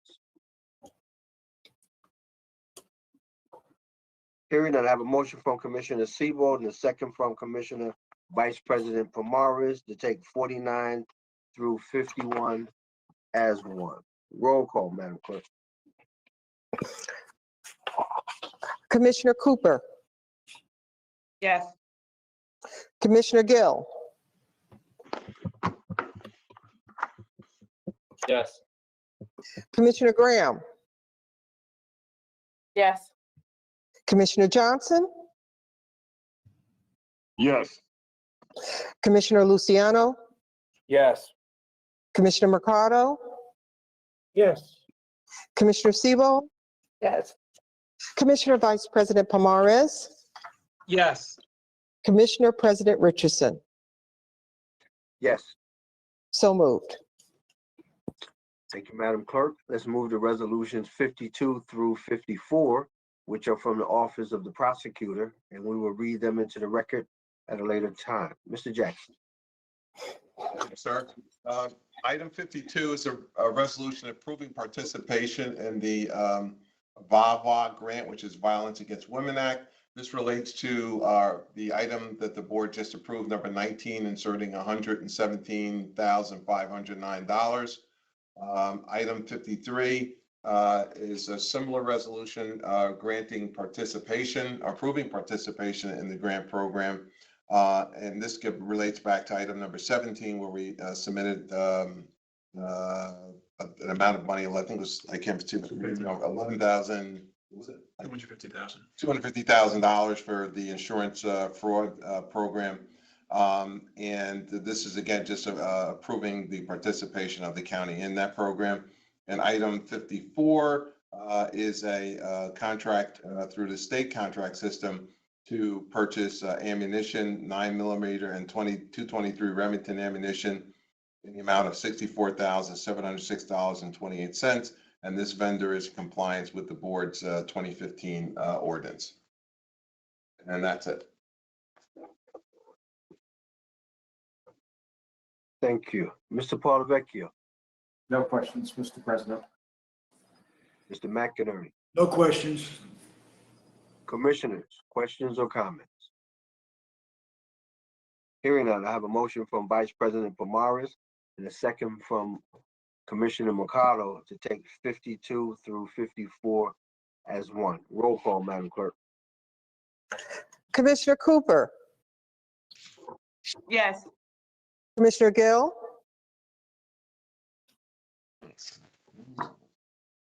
Yes. Commissioner Graham, Yes. Commissioner Johnson, Yes. Commissioner Luciano, Yes. Commissioner Mercado, Yes. Commissioner Siebel, Yes. Commissioner Vice President Pomares, Yes. Commissioner President Richardson.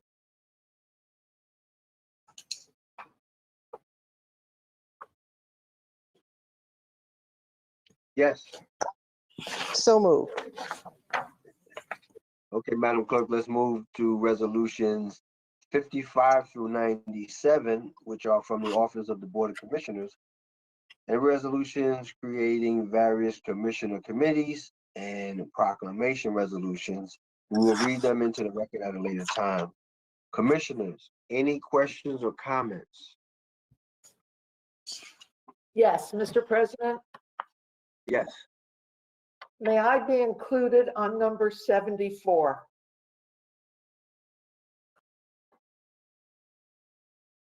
I Wait. would like to join 74 as well, and 75, Commissioner Gill, if you don't mind.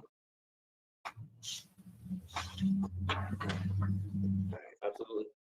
Thank you.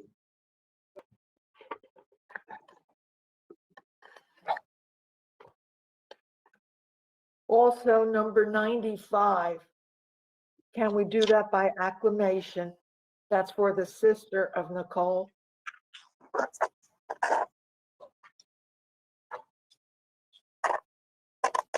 Yes. Yeah, we should do that via acclamation and Mr. President, can we do 96 and 97 by acclamation as well? Yes. sure. And I hope you guys will sign on to 74 as well Yes, to 74 as well. via acclamation. I'd love to have everyone join me for 96 and 97. Yes, I agree, Commissioner. Count me in. I'm in. I'm in. Thank you. We're all in. Great.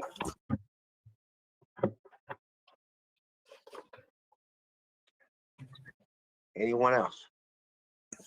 Hearing none, I have a motion from Commissioner Luciano and a second from Commissioner Johnson to take resolutions 55 through 97 as one. Roll call, Madam Clerk. Commissioner Siebel, Yes. Commissioner Mercado, Yes. Commissioner Luciano, Yes. Commissioner Johnson, Yes. Commissioner Graham, Yes. Commissioner Gill, Yes. Commissioner Cooper, Yes. Commissioner Vice President Pomares, Yes. Commissioner President Richardson. Yes. So moved. Thank you, Madam Clerk. Do we have any added starters? Yeah.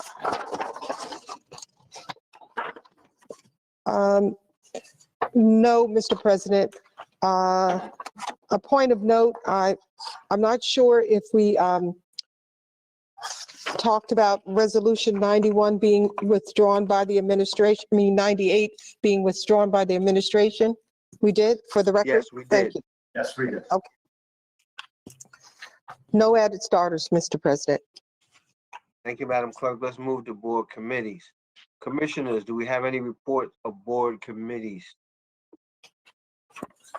Any legislative report? I'm sorry, Commissioner Cooper? I'm sorry. Thank you. I'm planning an upcoming TNR meeting. Just a request to Mr. Jackson. Can you circle back to us about the oh my God, the place in Newark who was proposing to do some additional training services for us, please? Thank you. Through you, Mr. President, absolutely. Was that just? It was another group that was going to do the training. In our training for the. You're not, sir. Do we have any legislative reports? Any written communication? Any unfinished business? Any new business? Okay, then, let's move to public comments or non-agenda items. However, since we are meeting remotely, the public had an opportunity to submit questions and comments for consideration, and they also have the opportunity to call in. Madam Clerk. You will be acknowledged to speak in the order that your call was received. Emails received for public comment will be read after all calls are completed. At this time, our public information officer will announce callers so they can state their comment or question, and be reminded you have 3 minutes to speak. Please do not have your laptop or any electronic device on while calling in. And at this time, we're accepting only calls pertaining to non-agenda items. Chalo Malumba, Public Information Officer, please begin our public session now. Thank you, Madam Clerk. Chalo Malumba, Public Information Officer for the Essex County Board of Commissioners. We have multiple callers waiting to speak. The first caller is Barbara Russo. Ms. Russo, you have 3 minutes to speak. Please state your name for the record. You may begin. Barbara Russo. Hello? You may begin. You're on. You may begin. You have 3 minutes. All right. My name is Barbara Russo. I am an employee of Division of Family Assistance and Benefits. I am calling to share with our elected officials of the Commissioners Board the following issue. DFAB's management has been refusing adequate PPE for DFAB employees. It appears that our current administration has opted to complicate the process for ordering masks, Lysol, hand sanitizer, gloves, and wipes. Apparently, specific PPE, such as Lysol, was designated for higher-ranking employees. Further, we ask that you investigate the most recent procedure established by current DFAB administration and request a financial breakdown of all monies received from federal monies to address these issues. Thank you. Thank you. The next speaker is Lisa Maddox Douglas. Ms. Douglas, you have 3 minutes to speak. Please state your name for the record. You may begin. Lisa Maddox Douglas, Public Employee Supervisors Union, DFAB. America has a sordid history of inequality for African Americans and women despite the passage of the 13th and 14th Amendments and decades long of civil rights struggles by African Americans. These discriminatory events gave rise to the Civil Rights Movement, which prompted Congress to enact laws eliminating discrimination. Many laws related to equal pay provided opportunities for job advancement based on merit, ability, and potential. As a result, agencies such as the New Jersey Civil Service Commission, formerly New Jersey Department of Personnel, was established to equalize opportunities and results. Throughout history, the deliberate marginalization and disenfranchisement of folks otherwise defined as not being America's majority has led to multiple movements, thus seeking equal access to criminal justice, housing, politics, education, health, and level the playing field within employment. As president of PISA, a labor union within DFAB, I proudly represent approximately 150 dedicated supervisory and managerial employees. Unfortunately, we find ourselves constantly in battle with grievances related to health and safety issues and fairness with respect to job opportunities and promotions. As such, we ask for your help, Commissioner Board, just as the state of New Jersey has done to conduct the various statistical information for race and ethnic distribution throughout the county, gender distribution. We want to know what the minority percentage is in Essex County's workforce and women in Essex County workforce. In closing, we welcome the Commissioner's Board support as both unions, CWA Local 1081 and PSU, fight to ensure the very nature of the civil rights laws affording equal access to job opportunities are maintained, and our very fundamental human right to be protected from occupational health and safety hazards are enforced. I must share a quote from a very prophetic and well-known preacher, and it reads, "For when people get caught up with that which is right, and they are willing to sacrifice for it, there is no stopping point short of victory." Reverend Dr. Martin Luther King Jr. Thank you for your time. Thank you. The next speaker is Lauren Forbes. Ms. Forbes, please state your name for the record. You have 3 minutes to speak. You may begin. Hi, good afternoon, everyone. My name is Lauren Forbes. I work for the Division of Family Assistance and Benefits in Newark. My concern is, sorry, I'm nervous, excuse me. My concern is basically about the distribution of working at home and trying to provide. Can you come back to me? If you hang up, you have to call back. Okay, all right. Well, thank you for your patience. I'm going to gather it together. I just was very nervous. Okay, so Okay, my thank concern. you. Oh, go ahead. I'm sorry. Go ahead. That's okay. I was saying that my concern is that, you know, with schools being closed and everywhere being closed and not being able to find childcare for our kids because of the COVID outbreak and everything going on in the world. I know that we have laptops and other equipment to help us to work at home, and I just don't understand, or I want to know why we aren't afforded those same opportunities.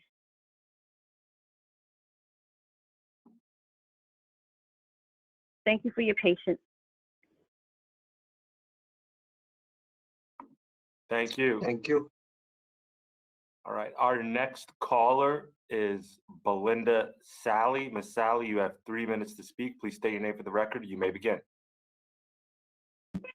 Yes, my name is Belinda Sally. Good evening. I'm an employee of Essex County Division of Family Assistance and Benefits, as well as CWA 1081 Local, Second Executive Vice President. We at DFAB consider making telework options available when experiencing surges of COVID-19. It is our belief that our agency should seriously consider these options when feasible.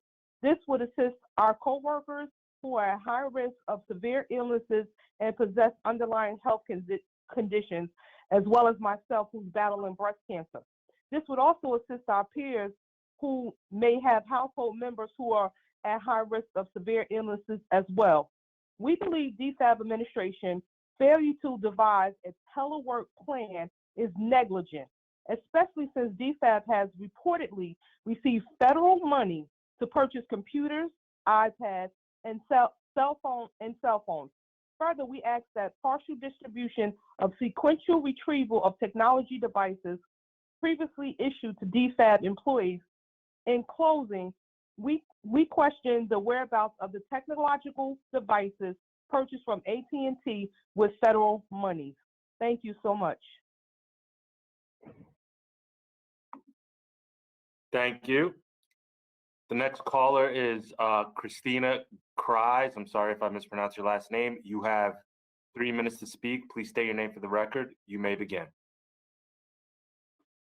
My name is Christina Cries. I'm calling because I'm an employee of DFAB. Good evening. I'd like to welcome you. My name, I'm calling because we need considerations. We need considerations to work from home. We're protesting the recent outbreak and the conditions in which DFAB administration has been forced our employees to work. The research of COVID-19 has adversely affected many of our peers. In fact, our agency has experienced multiple deaths as a result of this deadly disease, approximately 354 positive tests. We ask you to review the practices that are being utilized within our agency, which may include proactive sanitation practices, disinfection practices for COVID-19, positive workstations, and temporary closures of our building to remediate this dire health and safety concern. Sanitation sweeps often frequently used areas, but a priority should be additional for sanitation stations. It should be placed in all common areas, which is included in hand sanitizer wipes. Also, we should have faucets that we don't have to use our hands, and we should have hand sanitizer frequently available. Me, fortunately, I'm actually healthy. My father suffers from congestive heart failure, stage 4, and I'm putting him at risk every day. Thank you for your time. Thank you. Our next caller is, I think it's Sharon or Saran Jones. Sorry if I mispronounced your name. You have 3 minutes to speak. Please state your name for the record. You may begin. Good evening. My name is Sharon T. Jones, and I am an employee of the Division of Family Assistance and Benefits. I am calling to share with our elected officials of the Commissioners Board the following issue. I am protesting management's unsafe edit to remove all microwaves from field offices, which will force employees to congregate and eat in the cafeteria area unmasked. We further believe this directive is a retaliation to a POSHA complaint initiated by union leadership regarding DFAB's failure to proactively exterminate rodents within various DFAB locations. Also, proper ventilation, appropriate air filtration systems, and spacing continues to be an ongoing challenge within our agency. Finally, DFAB administration has already done a poor job ensuring our employees are protected, and we believe mandating employees to congregate on elevators and cafeterias is life-threatening and unsafe. Thank you so much for your time. Thank you.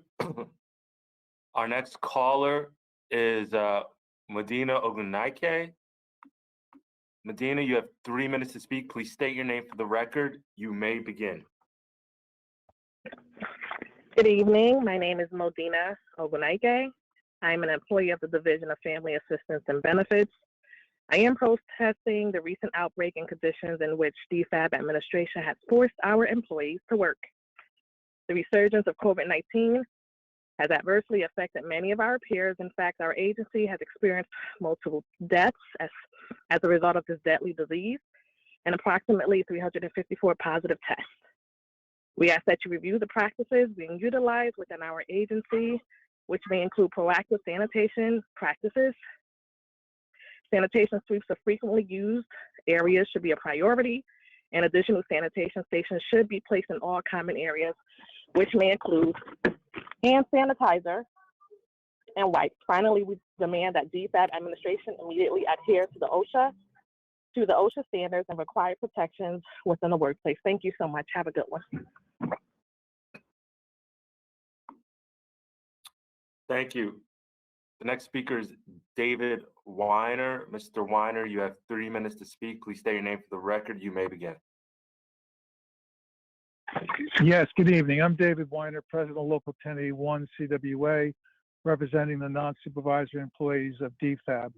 Out of considerable concerns over the continued risk of COVID to the members of our union, as well as PISA, the supervisors union, our local arranged for a thorough inspection of indoor quality, including the heating, ventilation, HVAC system in the county-owned 320-321 University Avenue, which the county purchased in 2019. We hired our own firm called Omega, and we had to take them to the county to court, to PERC. After 5 mediation sessions, we were allowed in. They spent 3 days in the facilities fully testing them. It was revealed, the most important thing is that the multiple heating cooling units were offline. They would go offline periodically. There's 100 of them in the complex, most likely due to a sensor trip, creating dead zones throughout the building. This appears to be due to program problems with the building management system and needs to be promptly addressed. We noticed that the county is completely replacing, apparently, the HVAC system, the Hall of Records. Our HVAC system, we have the dead zones. Additionally, we only have MERV 8 filters.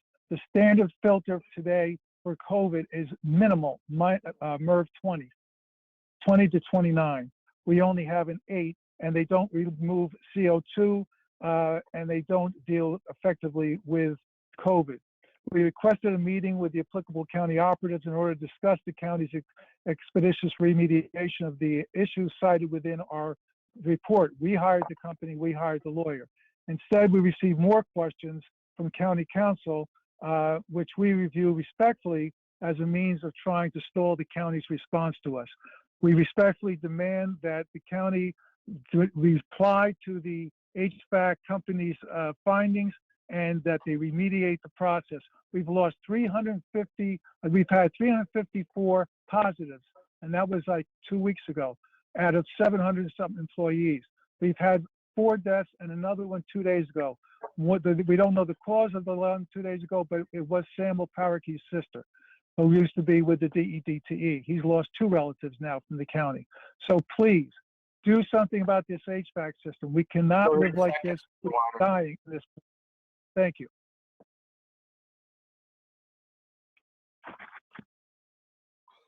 Thank you.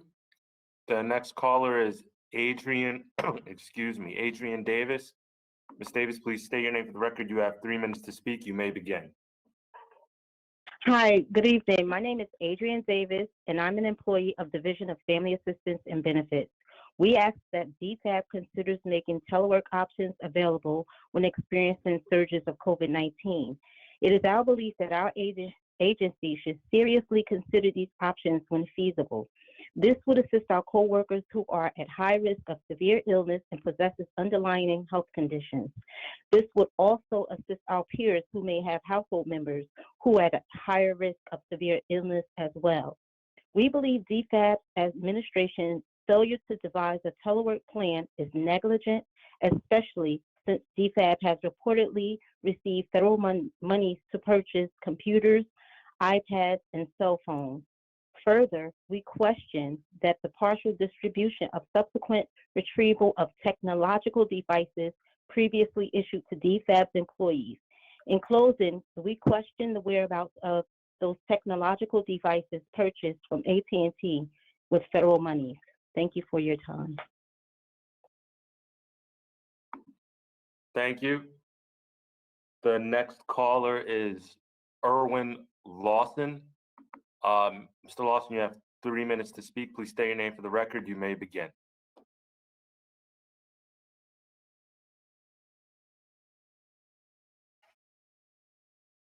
Mr. Lawson?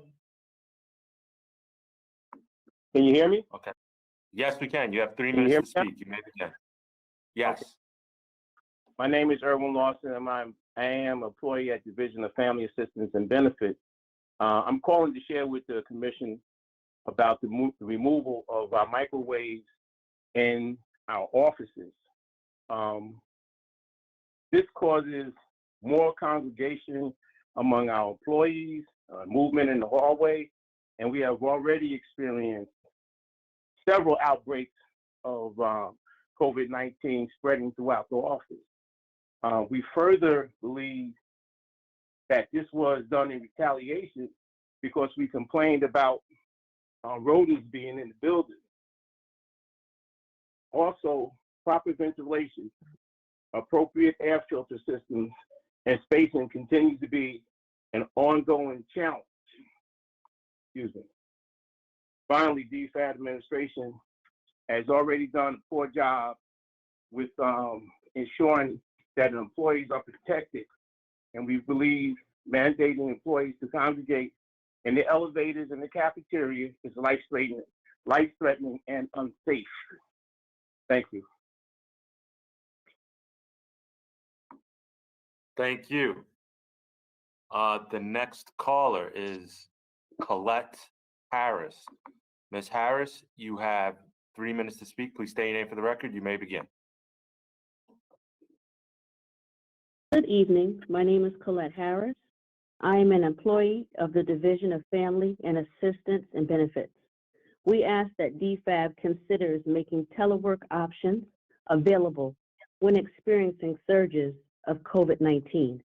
It is our belief that our agency should seriously consider these options when feasible. This would assist our coworkers who are at higher risk of severe illness and possess underlying health conditions. It would also help facilitate us at DFAB delivering services to the community efficiently and seamlessly. Thank you. Thank you. The next caller is Tamika Haynes. Ms. Haynes, you have 3 minutes to speak. Please state your name for the record. You may begin. Yes, my name is Tamika Haynes, and I'm an employee at the Division of Family and Benefits. I'm calling in to protest the management removal of all the microwaves and are now forcing us to go into the cafeteria.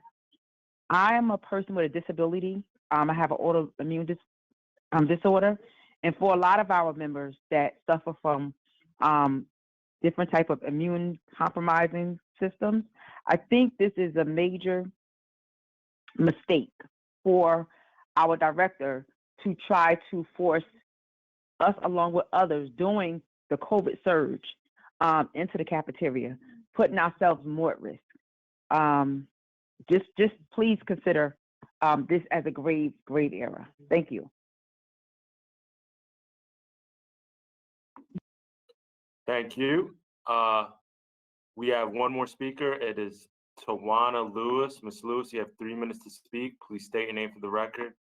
You may begin. Good evening. My name is Tawana Lewis, and I am an employee of the Division of Family Assistance and Benefits. I am calling to share with our elected officials of the Commissioners Board the following issue. I am protesting management's unsafe edict to remove all microwaves from field offices, which would force employees to congregate and eat in the cafeteria area unmasked. We were also forbidden to eat at our desk anymore, forcing us to congregate. We further believe the edict was in direct retaliation to a POSHA complaint initiated by union leadership regarding DFAB's failure to proactively exterminate rodents within various DFAB locations. Also, proper ventilation, appropriate air filtration systems, and spacing continues to be an ongoing challenge within our agency. Thank you for listening.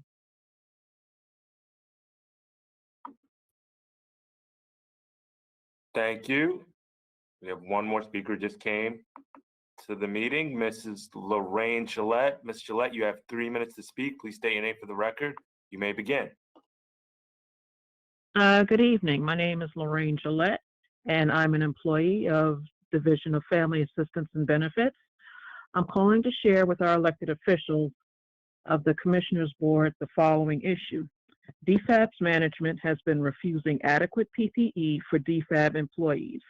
It appears that our current administration has opted to complicate the process for ordering masks Lysol, hand sanitizer, gloves, and wipes. Apparently, specific PPE such as Lysol is designated for higher ranking employees.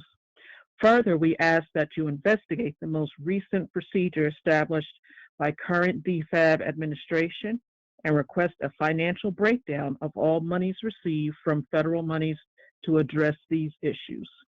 Thank you for your time. Thank you. Madam Clerk, we do not have any more excuse me, I spoke too soon. We have one more caller. Looks like Cedric McCree. Mr. McCree, you have 3 minutes to speak. Please state your name for the record. You may begin. Yes, the name is Cedric McRae. I am an employee of DFAB, and one of my concerns are we are required to adhere to a mask protocol during times in the building. But it's interesting that we have customers who are allowed to enter the building void of any mask, and they are being serviced. And if we're actually concerned about safety, I believe that the same protocol that is applied to the DFAB workers should also be applied to the customers visiting that building. And that is one of my main concerns if we're seriously concerned about the spread of this very deadly disease. Thank you very much. Thank you, Mr. McCray. Our next caller is Douglas Freeman. Mr. Freeman, you have 3 minutes to speak. Please state your name for the record. You may begin. Douglas Freeman, calling on behalf of Weekway Park Sports Authority, 92 Thomas Carmichael Drive. Good evening, commissioners of Essex County. Just wanted to send praise and give thanks that on behalf of the community of Essex County residents and City of Newark residents, one of the things I just want to bring you up to speed on what we was able to accomplish on behalf of the community with the recreational contract that was issued and we was able to obtain.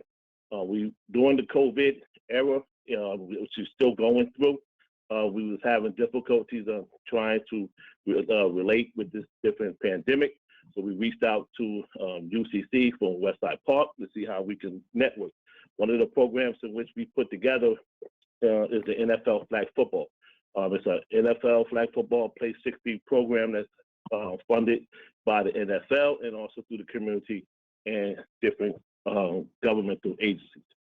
What we was able to accomplish within 1 year is not only using the facilities of Essex County, we was able to come together where 30 children started out with, was able to go to the Jets regionals. Through the Jets regionals, 2 teams, which is the West Side team, 12U, and also the Weekway Park 14U, were able to go on to the next stages, which is the NFL flag football Vegas trip. That's going to be February the 2nd to February the 7th. We just found out just today that not only is it a national competition that we're going to be going to, we're going to be playing international teams, Mexico and also Canada.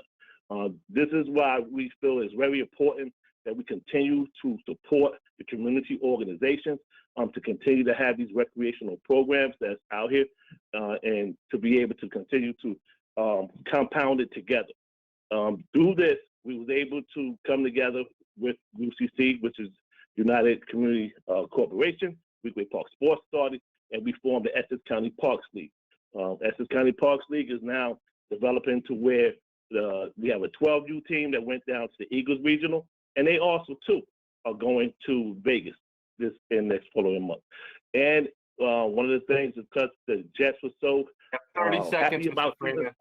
I'm gonna wrap it up. The Jets were so happy about seeing us come together with community organizations and government that they have sponsored the hotels for the children at the Mandalay Bay. We're gonna have a good time. I also want to thank our president for being behind us, Wayne Richardson, because with his support, we've been able to move it forth and along with County Executive Joe D. and Dan Savanti. Thank you. I just want to bring you up to speed, and there'll be a full report after we're done, when we come back. All right? Thank you, Mr. Freeman. Thank you. Thank you for that update. I look forward to coming back with the national championship, with the Super Bowl. Bring it home, brother. We're rooting for you. That concludes the speakers. No, it does not, Mr. President. We have a couple more waiting to speak. The next speaker is Selena Morris. Ms. Morris, please state your name for the record. You have 3 minutes to speak. You may begin. Hi, my name is Selena Morris. I'm an employee of the Division of Family Assistance and Benefits. I was calling to protest a lack of telework or work from home option. This pandemic has been going on for almost 2 years, and it's disheartening to know that we don't have that option. We're forced to work in conditions where we're so close to each other, in proximity of working with each other, that I can turn around and just touch my coworker that sits right behind me. I think this is very dangerous, and being that the numbers that we have in our agency, it would be a great option if they can offer telework or work from home. And not even just because of the pandemic, but even for inclement weather. Thank you for this opportunity to speak.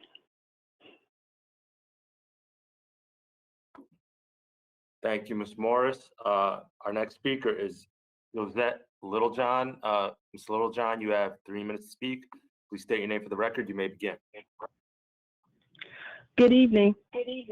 My name is Josette Littlejohn, and I'm an employee of the Division of Family Assistance and Benefits. We ask that DFAB considers making telework options available when experiencing surges. There's a terrible echo. Oh, okay. Hold on. Okay. Can you hear me now?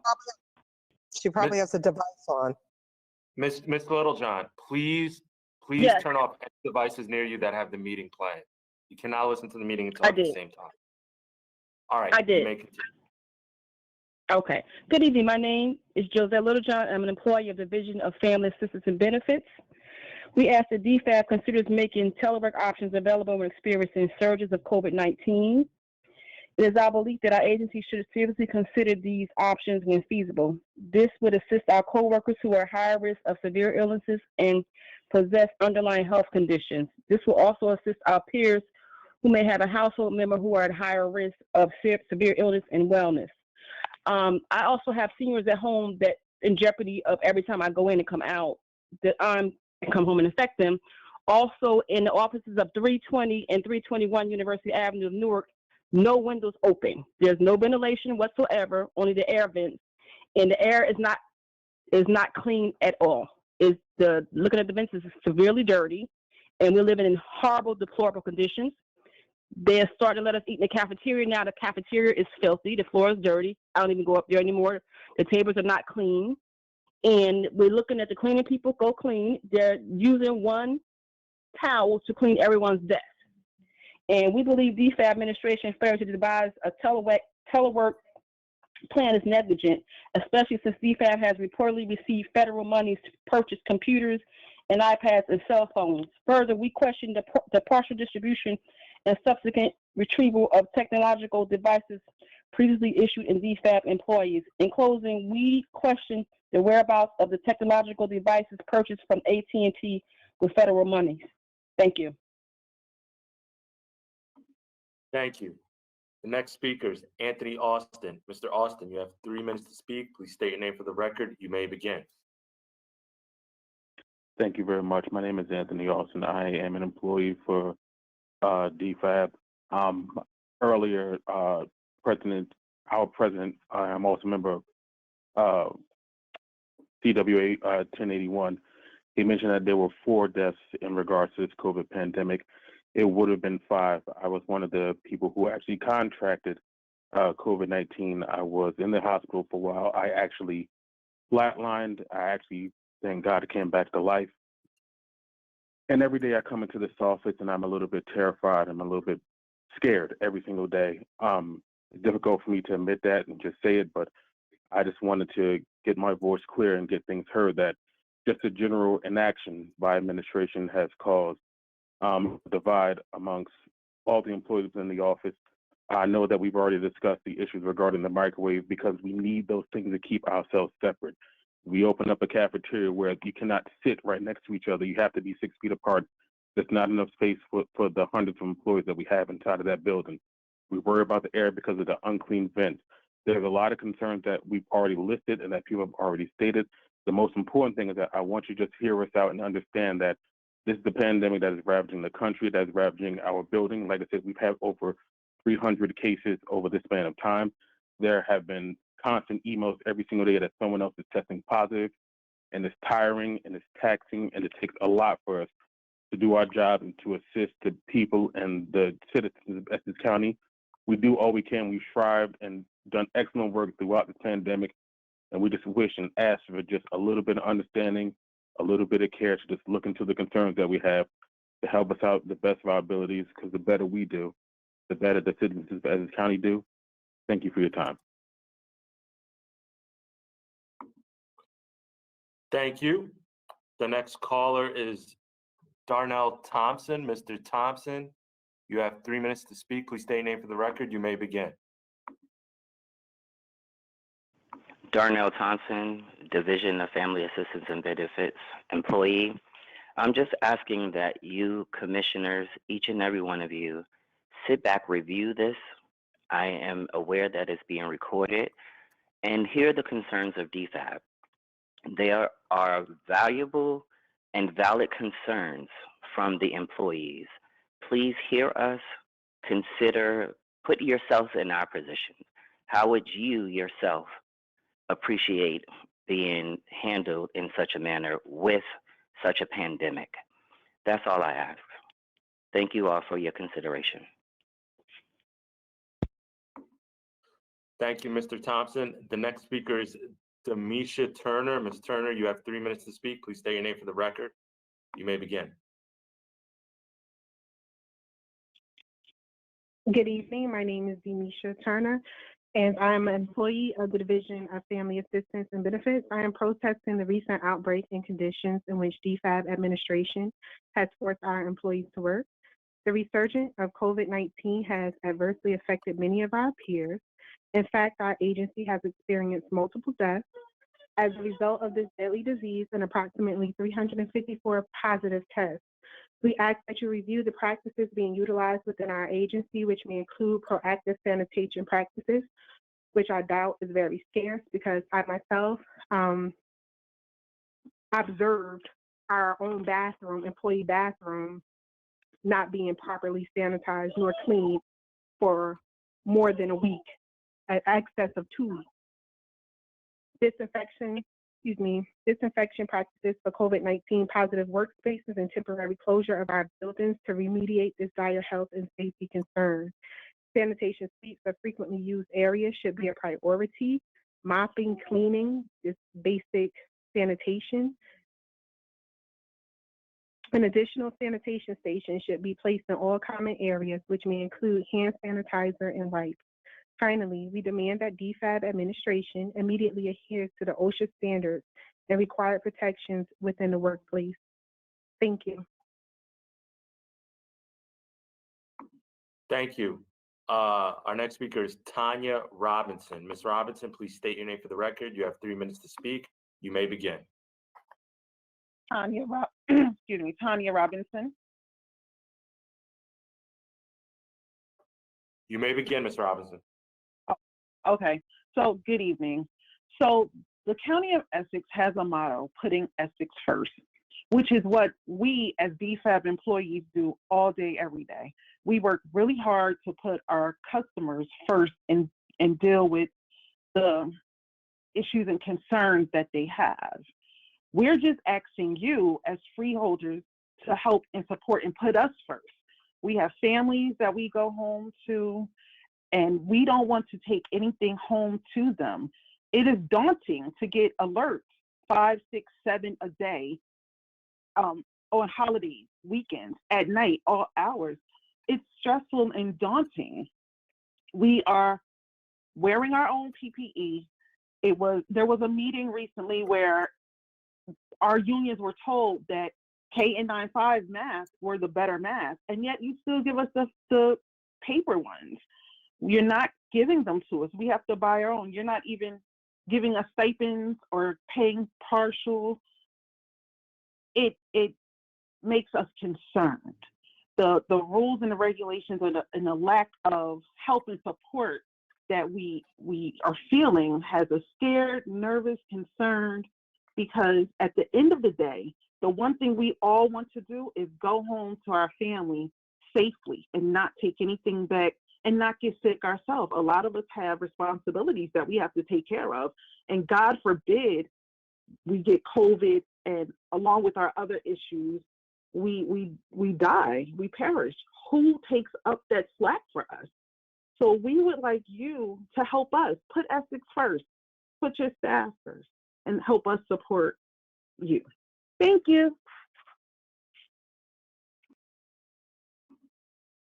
Thank you.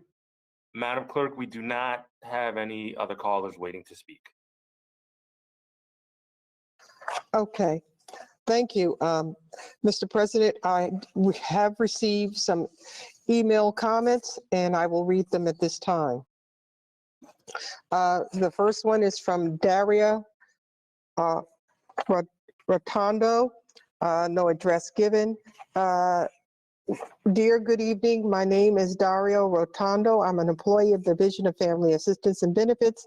I'm writing to share with our elected officials of the Commissioner Board the following issue.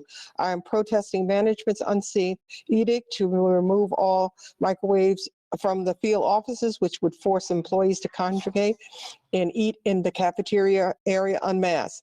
We further believe the edict was in direct retaliation to POSHA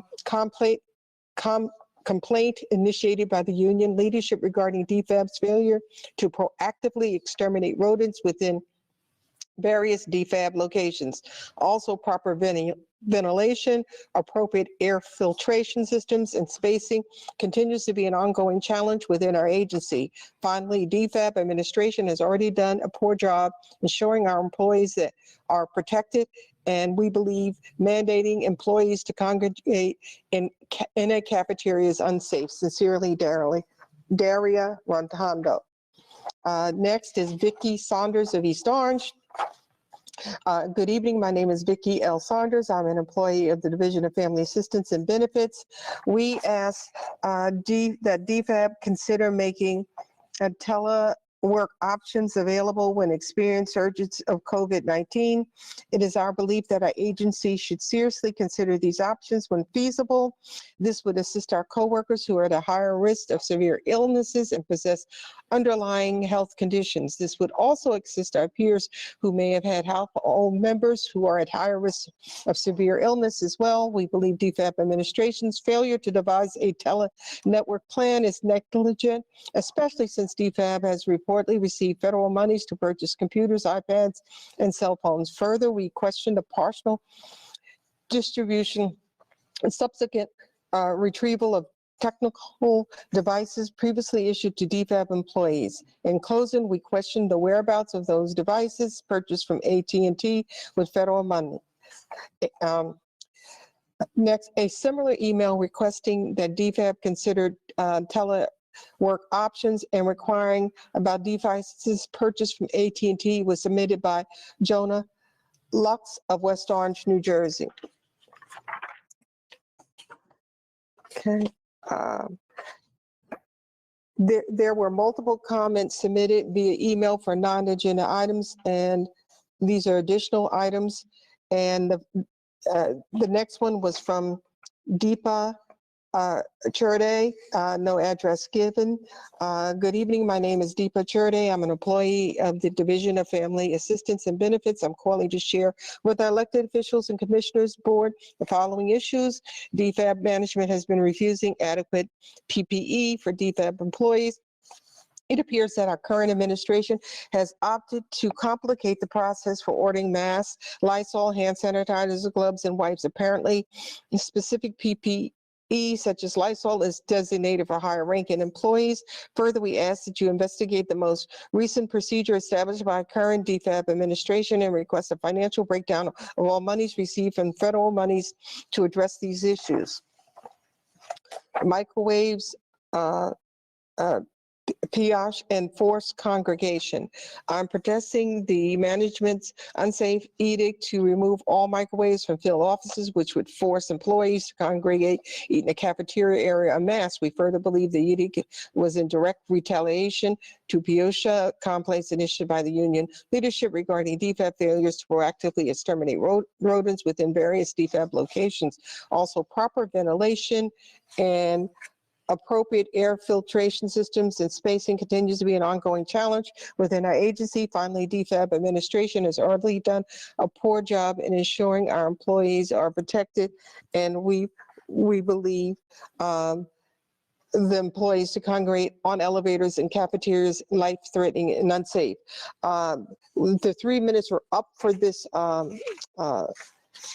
email, and the rest will be entered into the record at a later time. And the following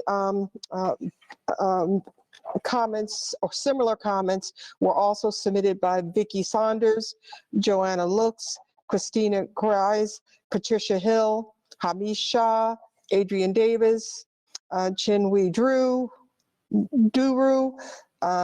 Yvette Mehta, Natalie Harper, Josette Littlejohn, Clarabelle Quezada, Sherelle Parker, Sharon Jones, Tiana Thomas, and Daria Rotondando, and David Weiner. And that completes the emails received for public comment for non-agenda items, Mr. President. Thank you, Madam Clerk. And as is our process, your questions will be answered in writing. So make sure they get to the proper people in the administration who can answer those questions. But I do have one question. Mr. Jackson still around?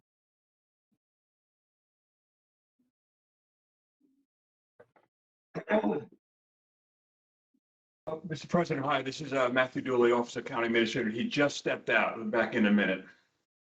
Okay, so maybe you can answer, or someone on here can answer this question for me.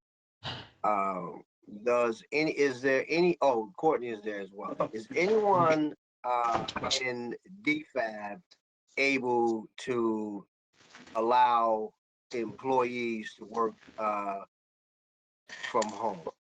Do they have that authority, or is that an administrative, executive function? Because I keep hearing that DFAB should allow folks to work from home or work does the director or whomever in DFAB have that ability, or is that an administration function? Mr. Jackson? Yeah, Robert Jackson, County Administrator. The county executive has basically given an edict that we will all be working at work. And the work from home option is not one that's available to any of the employees under his purview. That's just basically the policy of the county executive at this time. Thank you, Mr. Jackson, for answering that question. I thought that to be the truth, that it's not anyone in DFAB who can determine who can work from home. It's the administration, it's the county executive. That is correct. Thank you, sir. Commissioners, any other comments or questions? Mr. President, I do have a request. Commissioner Cooper. Thank you, Mr. President. Mr. Jackson, can you in the future, please, do all the resolutions related to sub-grantees like you did resolutions 45 and 46? I'm happy to comply, Commissioner. I just want to make sure what you mean when you say the way we did it? When you look at items 45 and 46, you have a listing of the sub-grantees with the amounts and the towns that they're from. And other ones, it wasn't laid out as clearly and as nicely the way that you did in 45 and 46. So I'm asking, could you do them all that same way, and it'd be a little bit easier to follow? Through you, Mr. President, absolutely. Good suggestion. We will do that. Thank you. I got one other question, Mr. Jackson. The disparity study. Do you know where we are with that? Mr. President, we are meeting weekly on that with the vendor, coming along nicely. I think we're on schedule. We may slip. We may slip 45, 60 days on that, only because of some of the difficulty getting some information. And they're actually doing a very, I think, very thorough job on some of the basic data that we have going through it, but making great progress. And I think we'll have something for the board by the end, certainly by the end of the year, to report. And I think a couple months earlier than that, but it's coming along very, very nicely. I would again give kudos to Mr. Go ahead, Walker. I'm sorry, go ahead. I was going to say kudos to Tim Walker and his team and the group, the MGT group who are working on it, doing I think a really good job. So my last question, is there someone from the commissioner board who's on those meetings? Anyone who's representing the board of commissioners involved in any of those meetings that you're having? No, sir. At the moment, it's just administration folks. But we can, if you wish, we can give you an update. If there's a subcommittee, Mr. President, or something, an update, we can schedule something like that if that's helpful. Just kind of give you a progress report or a written progress report. Whatever you prefer, Mr. President, we'll be happy to comply. Yeah, Madam Clerk, let's set something up so we can get updates in a timely fashion. Appreciate it. Mr. President. Commissioner Johnson. Yes, this is for Robert Jackson, County Administrator. If we do have our people, they are there because the county executive want them there at work. Is there any way we can make sure that they have the tools to be safe? You know, the N95 masks, and the things that it takes for them to be safe, at least being at work? Through you, Mr. President, Robert Jackson, County Administrator. I think we would take issue with some of the statements that were made with respect to what levels of safety and materials that are provided. I think that one thing that we don't have, of many things we don't have shortages of in the county, is PPE. And I think that I think that Director Richardson has done, I believe, a very, very good job of making material and so forth available. And so I would just say that we do not hold the position that some have said tonight, that, you know, that they're essentially like working, if you live, like working, you know, we just would not agree with some of the positions that have been made.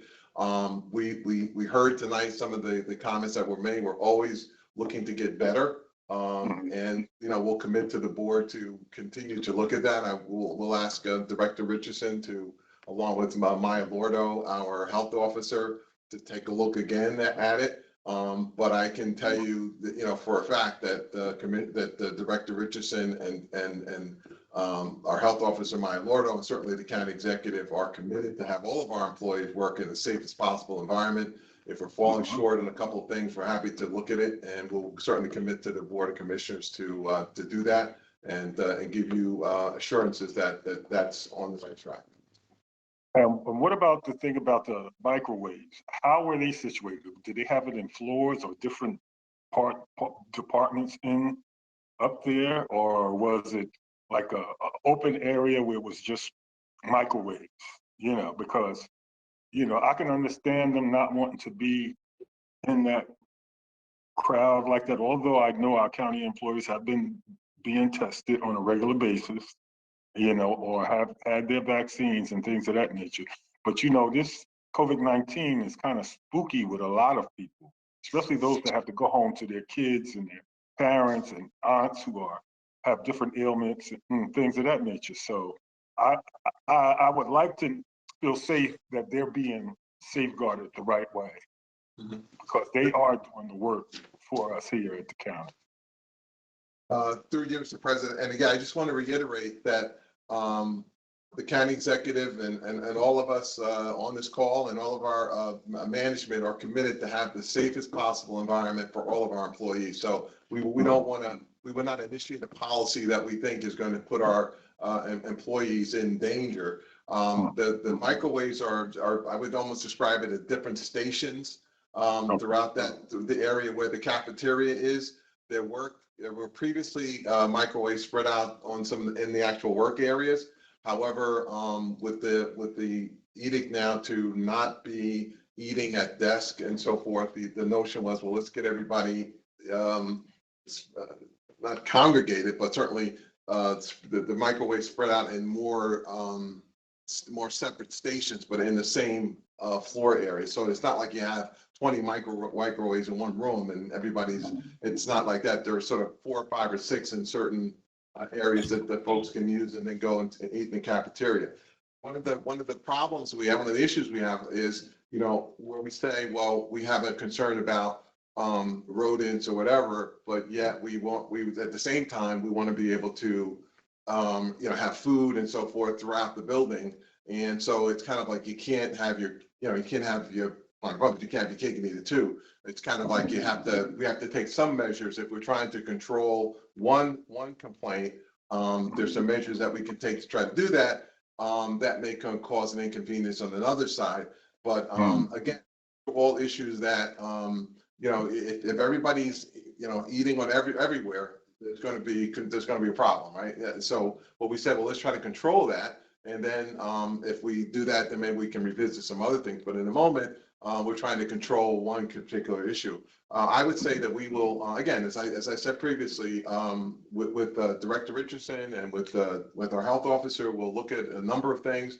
But we are continue to be committed to putting everybody, putting our employees first, but also recognizing that we're not perfect and we'll keep working. But I would just again say we would not agree with some of the statements that were made here tonight. Okay. Thank you, Mr. Jackson. Thank you, sir. Commissioners. Commissioner Cooper, you're muted if you're speaking. I'm sorry. Thank you, Mr. President. Can I ask Mr. Jackson a question or two? Sure. Mr. Jackson, related to the PPE, is it distributed in a central location or is it given to the department and then that department director who supervisor, however they deem, distributes it to the rest of the staff? And I don't want to speak directly for Director Richardson, but I believe the supervisors are have the access to the supply of the PPE. I think that's the way it goes. I will find that information, Commissioner, and get back to you on that specifically. But I believe it's done through the requests are made through the supervisors. But I will ask that question directly of Director Richardson and get back to you tomorrow. Please, and I'm curious to know, is it that it's distributed to people or people have to come to make the request? And did you say earlier that we typically offered N95 masks, but we are experiencing some shortages and that's why we don't have any at the time? No, I don't believe I addressed N95 masks at all. And I would also, again, I would defer to our health officer, but I think the efficacy of one versus the other, I couldn't really speak, I really can't speak to that, but I don't believe it's a shortage. I believe it's just but again, I don't want to speak for the health officer, but those are 2 issues that I will have answers for you for tomorrow. But please, it's not. And do we have, along that same line, I know you talked about the microwaves. Are the microwaves are there? Do we have sanitation stations throughout the department? Is that department a densely populated department? Well, I guess everything is relative, but I was there yesterday, and yeah, I think it was yesterday, and the the cafeteria, the seating is, some people eating there, and they were spread out. There are sanitation stations throughout the building. There are people who, when I was in the lunch area, for example, there was someone there who was cleaning the microwaves as people were using them. So yeah, there are sanitation methodologies in place. But the microwaves are, you might have 5 or 6 microwaves in one area, and then 5 or 6 microwaves in another area, and then that kind of thing. But it's not what was, which was basically in some of the specific individual work areas on the various floors, there were microwaves. Those are no longer in place, and they were put more like in groups instead of individual microwaves. I think the other, I think one of the troubling things is, what's the policy? Because that department deal with customers that come in from the outside. Are the customers required to equally wear masks? Is a question that I have as well. Again, my experience. I know you'll have to get back to me, but that's one of the questions. What's the policy? We'll get back to you. And maybe Courtney knows. If I could possibly try to respond through you, Mr. President. Courtney Gassion, Essex County Council. Masks are required in all county buildings, whether you are an employee or a member of the public. So that would be applicable to 320, 321 University Avenue, which is a county operated facility. So that has always been, since March of 2020, our policy with regard to all of our facilities, indoor facilities. That has never changed. No exceptions. No exceptions. We do. And there's security at that building, right? When people come in? There is security at both of those buildings.